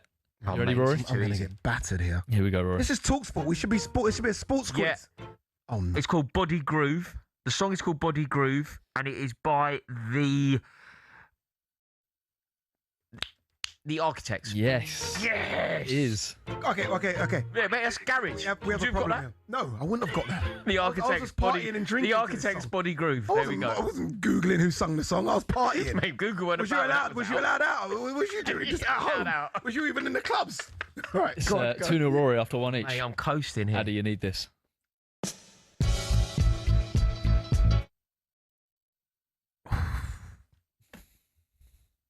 Ooh. It's not my question. It's none of my business. Do you know that? I don't know. I call clock. What do you mean you call clock? I call clock. You're a poker player. I call clock. It's my show. Got hurry for an answer. What are you thinking? I don't know. I can't even guess. Got nothing? Nothing. Zero. Nothing from you, Rory? I've got nothing. Buster Rhymes, Feet Q-Tip with Thank You. That's a tune, by the way. Keep going. This is just the instrumental because it's a bit rude. So I don't think I'd even got it if it was 20 seconds. You know when you're bad, when you're failing the hip-hop ones? This is my speciality, hip-hop. And I'm failing the hip-hop. Buster as well. Top 10 artist of all time. Rory, still 2-0. Over to you. I'm not sure. Oh, come on. This is ridiculous. How does he get that? How does he get that? God. I think Addy might know this. The Serena and the Wimbledon arena. Oh, he's trying to know what the f*** called. I'm not sure. Yeah, it's... Got to hurry, Rory. Oh, God. What's it called? I don't... You know, it's a good shout. What is it actually called? For me. And on the same. Nothing, Rory? In my eyes. See no other. It's Justin Timberlake and Pharrell. I'll let you give your full answer before. Don't leave you at home. I don't know what it's called. I don't know the name of the song. Addy, over to you. You can steal this. You got anything? I call clock. Nothing, Addy? No. It's Snoop Dogg with Justin Timberlake. It's called Signs. I wouldn't have got that. Still pretty low scoring game. Pretty low scoring game because Addy's on nil. Yeah. It's not pretty low scoring if Addy's on 2. I thought Rory would have been about 8-0 ahead by now. Shocking. Addy, over to you. All right, last one. Go on. Yeah, that's... I got that. No, I ain't got that. I got that. I ain't got that. I've got that. That's harsh giving you that. Got one. Yeah, this is ridiculous. Wait, why? Why, Well, Bill? one second. Why, Bill? It's just not his bag. That is. Yeah, there you go. There you go. Thank you. Not my bag. Thank you. That is. I bet you look good on the dance floor by the Arctic Monkeys. Yeah, it is. Mate, you can't put your hands in the air and appeal as if it's not like a really well-known song. Classic, to be fair. This is unfair. Oh my God, you got smashed. Got smashed. Any more? Might have time for one more. Yeah, go on, one more. See if you've got any pride. Otherwise, you're beat to nil. This is you. It's just like you yesterday. Go on. Here we go. That's enough. How long was that? It's like 4 seconds. I need more. I do know. You want more than 4 seconds? I need more. No, you can't get more. No, they can't get more. You can't get more. Tell you what. Is it Ian Brown, Fear? Nah, it's not that. Anything, Addy, on that? Yeah. I know you haven't got much song to play with there, but Elton John. No. What are you talking about? That's for sure. Nelly Furtado. Yeah. That one. I'm Like a Bird. That's the one. Have you seen Nelly Furtado recently? No. Let me move on. It's just not gone past 9 o'clock, has it yet? Wait, I'm Googling right now. No, Addy Oladipo, Rory Jennings up next. It is Flex alongside Mr. AJ Tracy for Transfer Insiders. And though my love is great, and though my love is true, I'm like a bird, I only fly away. I don't know where my soul is, I don't know where my home is.